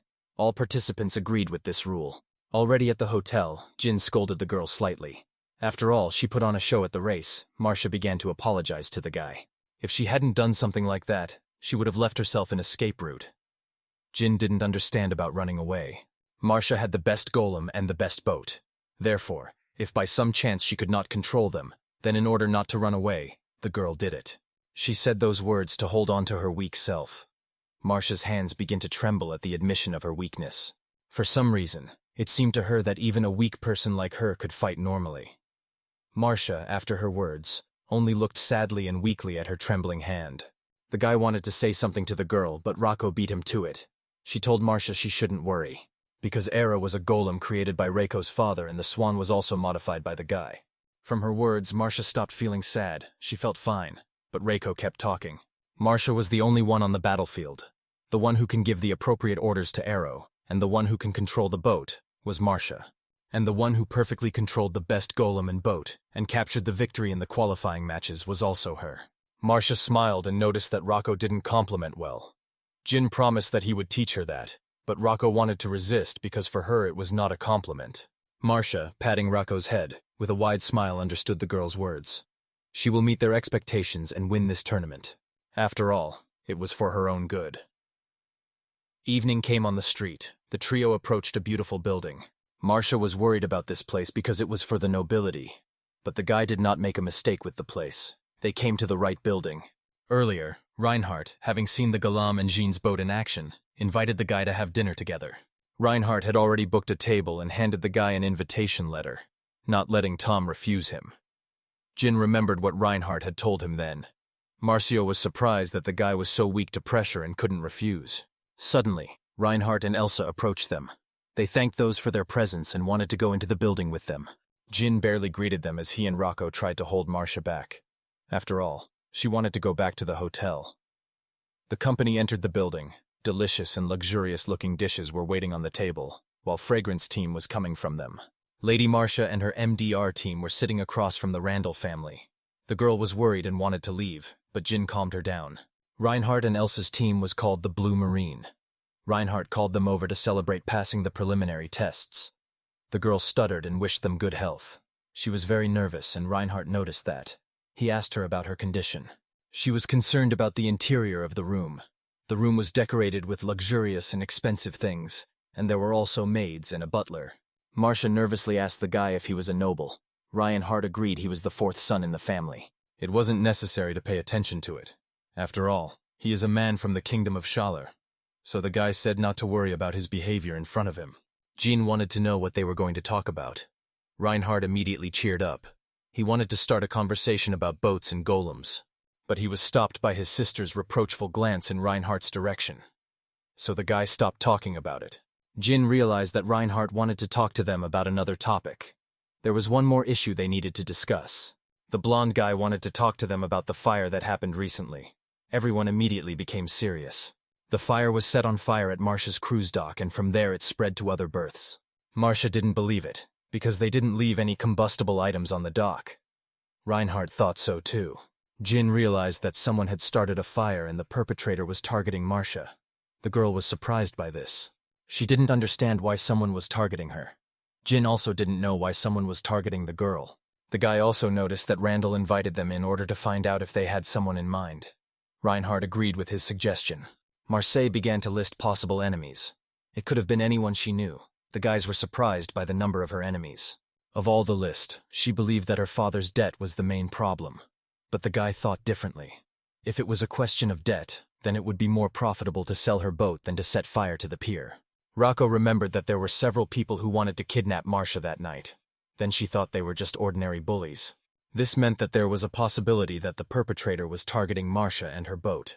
Most likely their goal was to prevent her from taking part in the race. Whatever the reason, it's better to stay alert. Unlike the preliminaries, the final path will be announced just before it starts. Reinhardt had a bad feeling about this. The guys went outside. Jin didn't understand why Reinhardt treated his team so well. Reinhardt was a diplomat. He didn't want anything to happen between Elias and Schauler. Moreover, it happened right in front of him, so he will find out the truth behind this case. Moreover, if this case is really related to the race, then Elsa will be in danger. Reinhardt couldn't close his eyes to what had happened. This did not mean that he sympathized with them. Jin understood the meaning of the guy's words and apologized for thinking about something else. However, it would be a lie for Reinhardt if he said that he had not thought about favoring them at all. After all, they were friends of magic artisans. Reinhardt enjoyed talking to Jin. That's why he invited the guy to the shower. Jin smiled and told Tom to fight together with all their might in the final so that they would have no regrets. The audience watched the race with excitement. The next day, the finals of the 10th Golden Boat Race began. And the one with the biggest starting lead was the number 1 participant, Litzet, from the Slava Ilya team. Jean and Reinhardt stared intently at the race while Valentino just grinned. He was confident of his victory. The rest of the participants were in a dead end. The commentator suggested that the participants were afraid of each other, so they did not gain much speed. Marcia was worried about this. She noticed that the participants just gave up. They were just blocking their way. Elsa gave the order to the siren through the ring. The mermaid Gullum immediately tried to turn around to sail away from the boats, but they blocked the girls' path again. Jean noticed that there was a bad situation for the girls. The boats blocking them were marked close to Marcia and Elsa. With the acceleration of the arrow, Marcia could easily outrun them, but that would be the case if there was only one boat in front. However, the catamaran has a large body, so she will not be able to pass through the middle of the two boats. But if she tried to outrun them from the side, the passage would also be easily blocked. Moreover, they even mix places with those who block Elsa. These 4 boats are working together to stop possible overtaking. Jin thought that they had given up from the very beginning of the finals. There must have been some condition that causes the participants to have no choice but to do so. Marcia was angered by the situation. Didn't they agree to fight the race fairly? One of the participants was scared by the girl's scream, although she did not hear Marcia very well. Another participant understood the meaning of the girl's words. But if they don't, then something bad will happen. The participants had to continue to block the path of Elsa and Marcia. Valentino was involved in this incident. The man was sipping a drink in a relaxed manner. He became bored watching the race.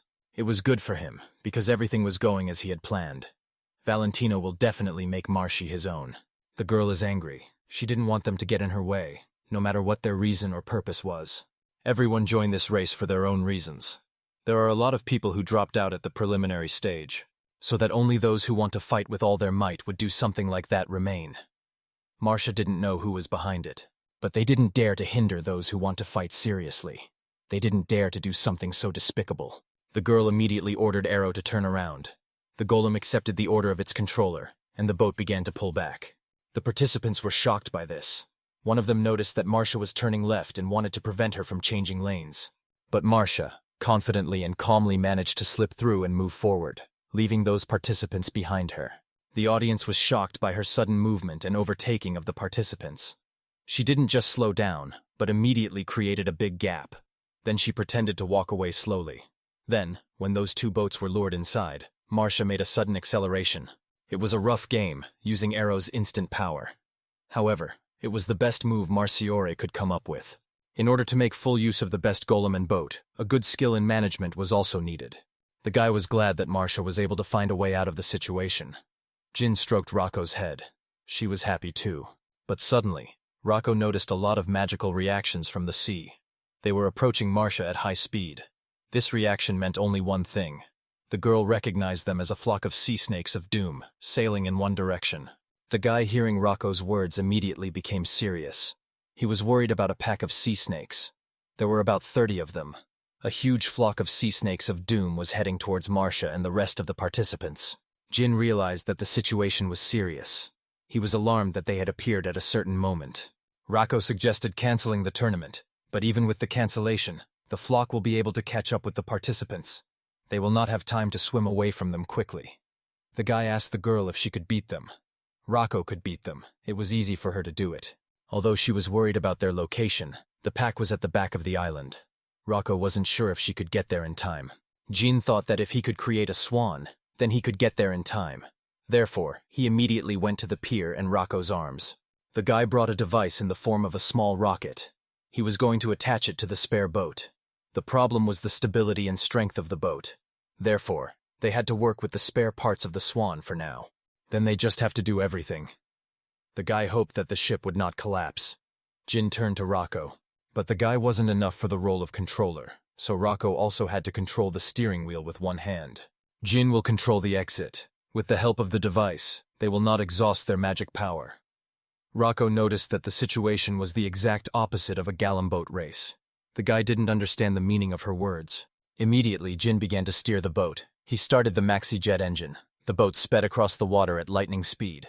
The boat was gaining rapid speed, which made Jin feel sick. He felt that the situation was not good. It was dangerous. After all, the speed of the boat was stunningly fast, which is why the boat took off when it collided with the waves. The guy asked Reiko about the direction if it was the right one.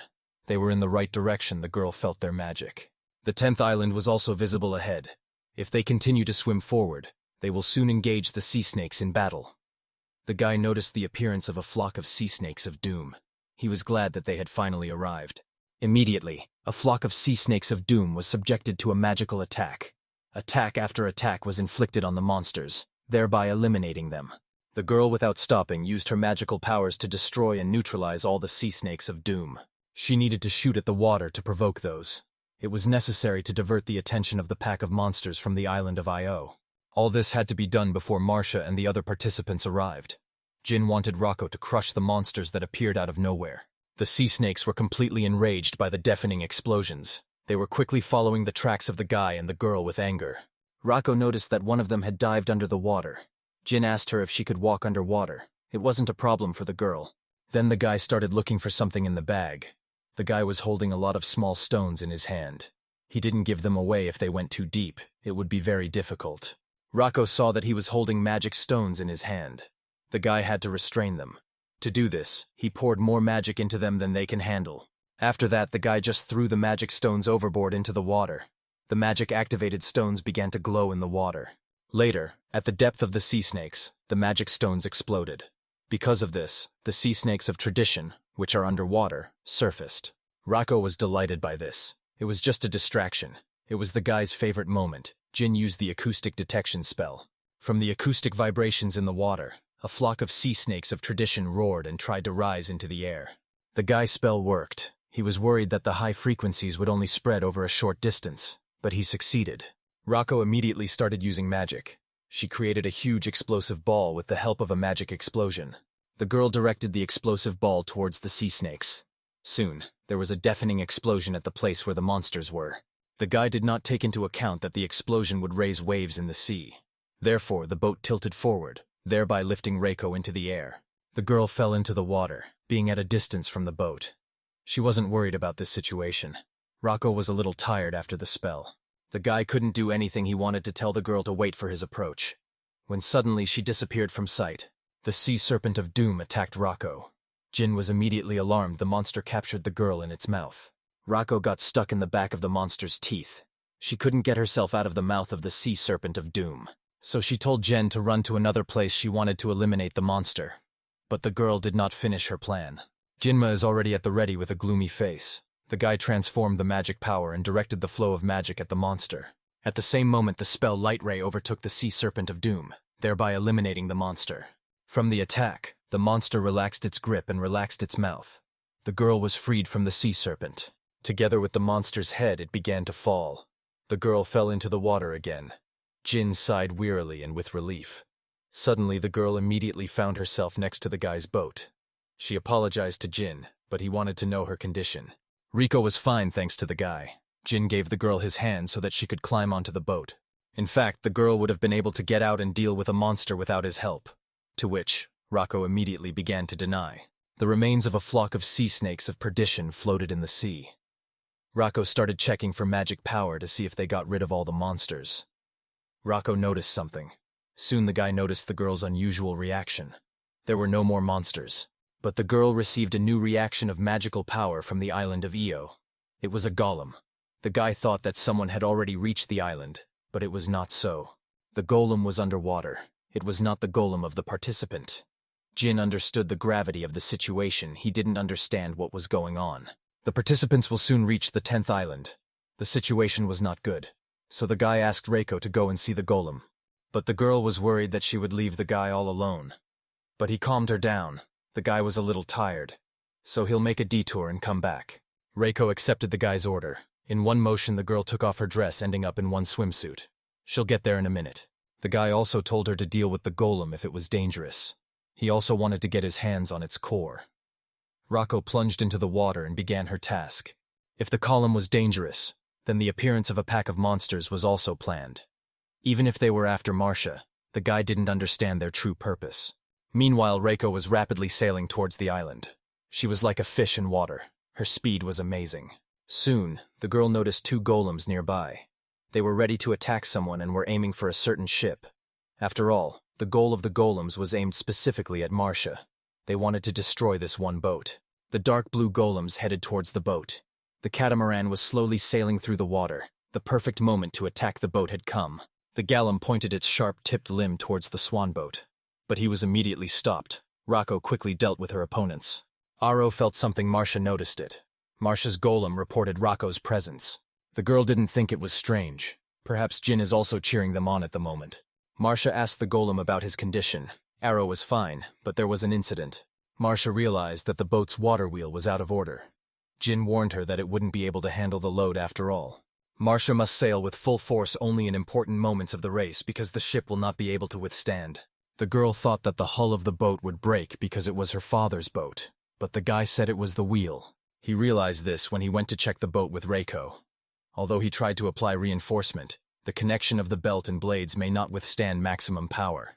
Since they had few rare materials, Jin decided to use them to base the hull, so he was unable to strengthen the water wheel. And even a belt made of rare material will not be able to withstand pressure for a long time. The girl could easily replace the belt, but she had to be careful with the water wheel. Marcia realized the weakness of her boat. Even with the addition of some of Jin's own materials, they could only buy bronze. Marcia did not think that the final race would be so long. Marcia was annoyed because Elsa had caught up with her, but after they circumnavigate Io Island, there will be a long straight line. Let's See was unhappy that the girls were quickly closing the gap with her. She started swearing at her golem. It was useless to her. Even though she cut someone off to win the competition, it was all in vain. However, the girl immediately calmed down. Let's see what I wanted to cover the difference between the golems of the rivals with her abilities. After all, she had the pride of a sailor. Immediately, the girl ordered her golem to increase the speed of the boat to maximum power. Let's gain even more speed than before. The girl came out of the shadow of Io Island at high speed. Elsa ordered her golem to continue. She couldn't let Lisa close the gap they had just made in the reef area. The golem accepted Master Elsa's order. The girl was sorry. She didn't want to put pressure on her golem. But in the end, this is what the creator of the siren wants. Elsa could only agree with this. The commentator noticed Elsa's acceleration. He knew that most likely, Liza would not let her close the gap. The guy also noticed Marcia. The girl realized that the remaining two participants were going into danger with their actions. The girl accelerated and increased her speed. She did it in order to win. Marcia also made her move. The battle for victory will be decided between 3 teams. Among them, only Lizzo was very tense. Only the long island of Io remained to the venue. It was a pure battle of speed between the teams. Valentino frowned and stared intently at the race. At the same time, Reinhardt looked at everything with interest, and Jean wished Marcia a win. The girl was doing her best. Elsa and Marcia's boats were rapidly approaching Lisa. Soon Elsa, to the shock of the girl, overtook her, and then Marcia caught up with her, leaving Lisa's side. Anger flooded the girl for a moment. Because of this, she did not notice that she had stopped. The girl, noticing what had happened, turned back to her golem. He was overstressed due to the use of maximum power. Leads to notice that the golem's hands were shaking. He wanted to keep rowing, but he couldn't do it anymore. The girl touched her golem and stopped it, so they stayed at sea behind the two private ships.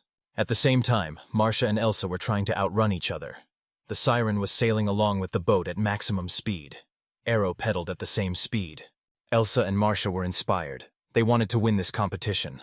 Their boats were heading for the finish line with incredible speed. But suddenly, a crackling sound was heard. It damaged the water wheel of Marcia's boat. She immediately noticed the problem. But Enro did not stop the golem without stopping, pedaled the boat hard. The swan continued to sail. Marcia could still continue to participate in the competition. The swan sailed through the water at a powerful speed. Marcia and Elsa matched up. The girl was able to reach her opponent. Elsa, noticing this, turned the siren. But the siren couldn't go on. She was overworked, and from using maximum power, the girl was steaming imperceptibly in the water. The golem could only move at low speeds. Elsa had to accept this news. The girl was a little sorry. Victory was not far from her. She thanked the siren, and then they continued to move slowly towards the goal. Elsa also wanted to fix the golem afterwards. Marcia, without slowing down, heard the commentator's words that Elsa had slowed down the speed of the boat. At the last minute, despite the fact that it was fun during the whole race. But everyone had one thing they couldn't forgive. Marcia understood that. The girl overtook the first team and the third team. The 35th team swam the finish line. Marcia won. The MDR team emerged victorious. It was a touching victory. The commentator approached the gloomy girl and wanted to know her condition. When suddenly she didn't answer him, just frowned at the guy. The commentator was surprised by her displeased expression. Marcia suddenly grabbed the microphone from the commentator. The girl turned to her secretive rival who was interfering with her in the race. He always interfered in her affairs, and was even involved in her problems with participating in golem boat competitions. Marcia never wanted to forgive him. Although the girl didn't have any evidence at the moment, they would definitely pay for everything. The audience didn't understand what she was talking about. Valentino just frowned at her words. Suddenly, a statuesque woman turned to him. She asked the man about Marcia's words. It was the Marquis Dominic Differenciano. The man was surprised by her appearance. Dominic noticed that he did not come out to his team. Valentino was alarmed that such a person with a high title would come to a place like this. To which she replied that the race is one of the biggest events in the country, therefore she must see everything for herself. Besides, if her subordinate is cheating, then of course she should have come to this place. Valentino was taken aback by the Marquis's words. But immediately the remains of golems were thrown out on the pier, which were hidden under the island of Io Marcia, and the race organizers were stunned. Reiko jumped out of the water onto the dock and held a piece of one of the golems in her hands. The girl congratulated Marcia on her victory. Rocco gave Marcia the part. It was the core of a golem. The girl reported that the golems were hiding in the rocky area of Io Island. Now Rocco was wondering who made them and for what. She couldn't wait to find out. Marquise Dominic immediately turned her attention to Valentino. In her hands, she showed a detail of the golem. The woman asked the man about it, but he tried that he didn't know anything about this detail. But Jin caught him on the pretense. He and Reinhardt can find out whose part it is when using the magic of reading on it. The man's face immediately changed at the sight of them. Valentino insulted the guys with a gloomy face. He realized that Reinhardt and Jin were to blame for the situation. They calmly looked at the gloomy man. The blonde guy wanted to force Valentino to confess everything, because his sister was involved in this incident. Valentino will lose his title after that. Reinhardt wanted to take the man out so that he confessed, calling him the former count, but he just stared at them speechlessly. Brennan took over the golem control core. The man wanted to find out what was in the golem's core. Therefore, Brennan used the magic of reading on him. After application, the man stared at the contents of the core with wide eyes. Immediately, a voice from the core sounded through the stadium. He talked about the detention of all boats except number 1, and also about the destruction of Marcia's boat. The audience was stunned by the words spoken. The command was given by Count Valentino. Marcia, when she heard that a man was involved in the case, was angry. Valentino remained calm. Everyone also found out that the man threatened the participants of the race, who blocked the paths of Marcia and Elsa. Marquis Stemanik is tired of listening to a man's excuses. But Valentino had no such intentions. He touched his ring. Immediately, a hole was created in the wall from the golem's impact. At the same time, the man was cursing everyone. After that, the golem came out of the wall, completely covering the man. Jen noticed that the golem was the same as those who wanted to attack the boats. Valentino had a lot of them. The man with a gloomy look activated the magic stone on the ring. At the same moment, a huge number of columns appeared in front of people. They appeared from all sides, even some surfaced from the depths of the sea. Marquis Dominic was shocked by the scale of the golems. Everyone forgot that the venue for this competition was built by the golems of his Hudson family. The man ordered them to destroy everything. The golems accepted the man's order and launched an attack on everything. A crowd of people tried to escape from the golems heading towards them. Dominic was unhappy with the man's actions, but he made those who did not let him do what he wanted to do guilty.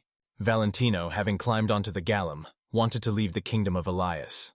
The Marquis remained far away from him, looking helplessly in his direction. Jean was angry that, instead of admitting guilt, Valentino simply fled the scene. The Marquis ordered him to be kept on guard. Now they needed to evacuate civilians. Reinhardt used magic to attack the golem, thus protecting the defenseless viewer.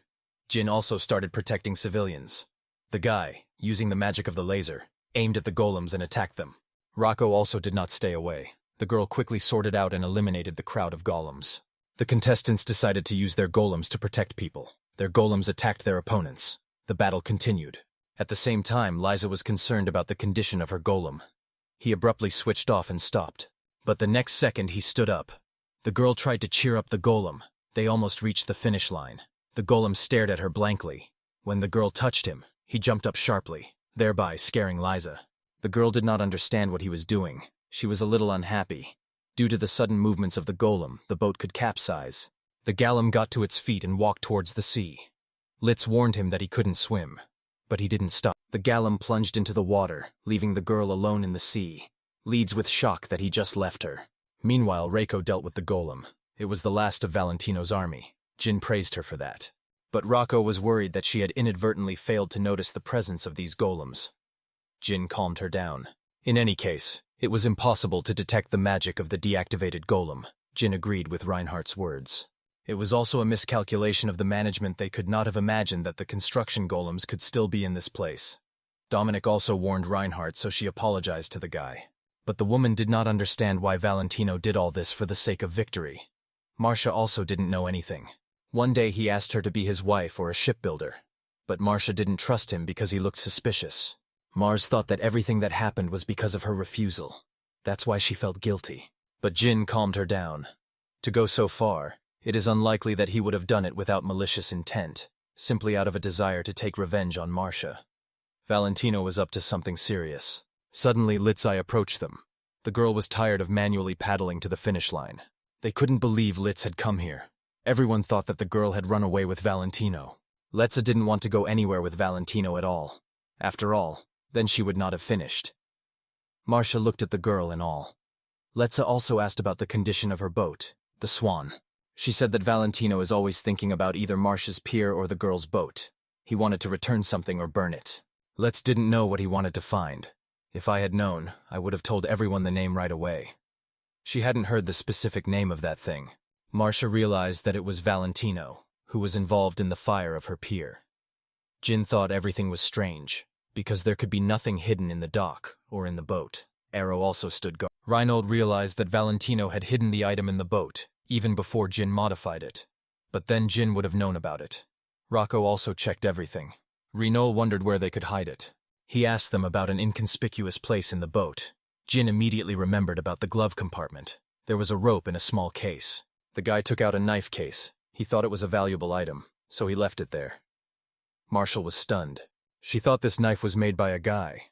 Elsa picked up a knife and noticed one interesting detail. The stone on the handle of the knife belonged to an El Radarite. Elsa reported this to Dominic, who agreed with her assumption. Reinhardt took the case in his hands. He wanted to examine it. There must be a double bottom. Soon the guy found it. There was a contract of sale for El Radarite. It was signed by Valentino de Hudson. Dominic was angered by this. The man was again disgracing the kingdom of Elias. The Marquis directed his gaze at the company, making Marcia and Liza worried. The girl tried to justify herself. She just wanted to win the competition for once. Everyone has already understood this. Jin didn't understand the whole situation about El Radarite, so he asked those present about it. Damini explained that El Radarite was a rare gemstone that could increase magical power. Because of its rarity, it was not suitable for mass production. The price depended on the size, but even for a small stone you can get at least 10 million Torah. It was the price of 10 times their award for winning. The turnover of Elraderite was strictly monitored by the state, and illegal trade was punishable by liquidation. Litsa was immediately scared. In any case, Valentino should have been arrested anyway. It would be good if the guards could catch him. Immediately, the knights quickly approached Marquis Dominic. The woman turned to the men who would call out to her. They apologized to her because they had lost track of the criminal Valentino. Dominic, frowning, dismissed the guards. The girl calmed down and turned to the guys. She thanked those for their contribution to help in this matter. She needed to report everything that had happened to the king. Also, to announce an official search for Valentino, Reinhardt wanted to join Dominic. As a diplomat of the Schaller Kingdom, he couldn't stay away.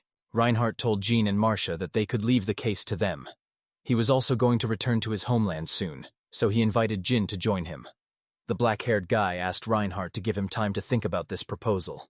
He agreed to Jin's request. That's how the situation in the gut was over. Then many bags filled with gold coins appeared. Marcia looked at them with joy. A lot of trouble happened, but they got their prize.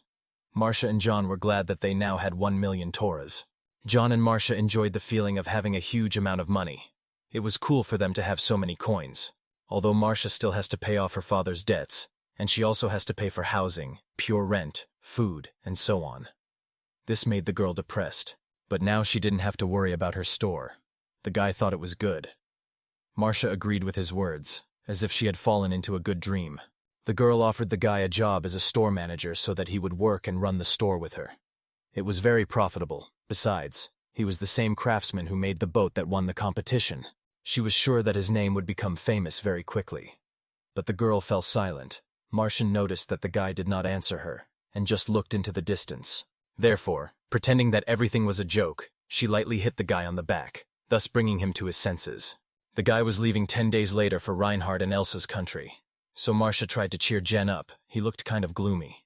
The Randalls were from the nobility, so the girl warned the guy not to relax, because he will be involved in serious trouble. Jin remembered Marcia's grudge against the nobles, but he would still be careful. Jean also told Marcia to avoid debts and various crooks, but she knew about it herself. So, Marcia and Jean said goodbye to each other. Hitting their hands, they began to walk away from each other. Everyone went in different directions. Marcia stayed with Oro, and Jean was still with Rocco. The golems were carrying their master's belongings. The guy suggested that Reiko visit home first, since they were heading to the Schaller Kingdom. Reiko agreed with his suggestion. Late in the evening, Valentino was somewhere in the forest. He was annoyed that the golem named Everelio had broken so easily. The man paid a lot for it. Suddenly, an unknown man in a raincoat approached him. He asked about the man's identity. Valentino was waiting for this stranger. The man learned from the fact that commoners prevented him from doing it. The stranger in the raincoat told Tom that he would deal with them. Valentino began to giggle nastily. It was convenient for him that he would deal with his enemies. The man was glad of it. Against the background of the man stood the rebellious column Everelio, who was back in the ranks. Now everyone will find out how strong Valentino really was. While in the house, the guy informed everyone that he wanted to create an airplane. Everyone was surprised that he didn't want to create a boat. Rocco didn't understand why he wouldn't just start building an airplane. But Jin suddenly faltered. He could have done it. However, there is about a week left before the meeting with Reinhardt. After all, they had agreed to meet in 10 days. So it's unlikely that Jin will have time to finish everything before the end of the deadline, especially considering how much free time they had left. Still, it was good for the guy to return to the island, home, even if only for a short time. They also couldn't take care of food, thanks to the farm. Jean, of course, would like to know where his island is. He also wished he had a weapon to protect everything they had here. Rocco also wanted to get a weapon. She had a limit to her magical abilities. Sometimes you can't even use magic. She also thought that various unforeseen incidents might occur during their journey. The guy thought Reiko was right. It was better for them to prepare for different situations than to regret them later. Therefore, Jin, inspired, wanted to start creating a few different things. The guy was glad to have a case. He wanted to start making things for their trip. They needed to make weapons and armor for protection on the journey. Jean created a firearm, but it was too dangerous. People in this world didn't even know about the existence of such weapons. That's why the guy couldn't use it even for threats. Rocco asked about the weapon that Bina had. The guy remembered it. It was a paralyzing type of weapon. He was also able to create something like a barrier generator. Although its power and portability would not be too good, it was still useful. They will also have to deal with monsters and bandits, and they are very dangerous. Therefore, Jin needed to come up with something in case he met them. For example, in case of an attack by someone like that sea serpent, he didn't want to use a laser or a water blade if there were people nearby. To do this, Jin will have to do several things. The guy started creating things for protection. He soon created a defense for himself. It was a magic walkie-talkie powered by mana, as well as a shock baton, protective and magic rings, and a katana for Rocco. The baton was created to use self-defense. In addition, it was more convenient and portable than the staff. The protective ring protected the wearer from both physical and magical attacks. It protected even from Reiko's fiery spear. The attacking rings contain the magic of each element. Thanks to them, Jin can use magic like the others. And the most important thing among other weapons. It was a katana that Jin had made especially for Reik. The katana could cut even adamantite with just one blow. Everyone was delighted with Jin's work. The defensive weapons look very impressive. Each of the golems created by Jin wanted to get a weapon from the guy. Jin was happy to give them what they wanted. After a while, the guy was drinking a drink. He noticed that everyone got excited every time the guy created things. Rocco noticed that he was tired, but Jin wanted to create an airplane. He was immediately inspired and cheered up. In the lab, the guy wanted to get down to what he really wants to create. Rocco was holding a box of materials. He used the magic engine of this world as the engine of the plane. Jin also thought it was better to make the wings straight rather than swept. For the fuselage, it will use the technology they used for the Golem glider. Since they used adamantite and mithril, there will be no problems with durability. And in the seat, Jin will install a parachute rescue system. Rocco didn't know about the parachute, so the guy explained it to her. But the girl only said that it would be better to use another engine for her own flight when leaving the plane. The guy realized that the girl had given him a good idea. After a while, Jin finally created an airplane. An airplane with movable legs and wheels appeared in front of him. The guy got so carried away with his creation that he even made an entire hangar for the plane. The golems couldn't keep up with the guy's pace. They lay down on the floor from fatigue.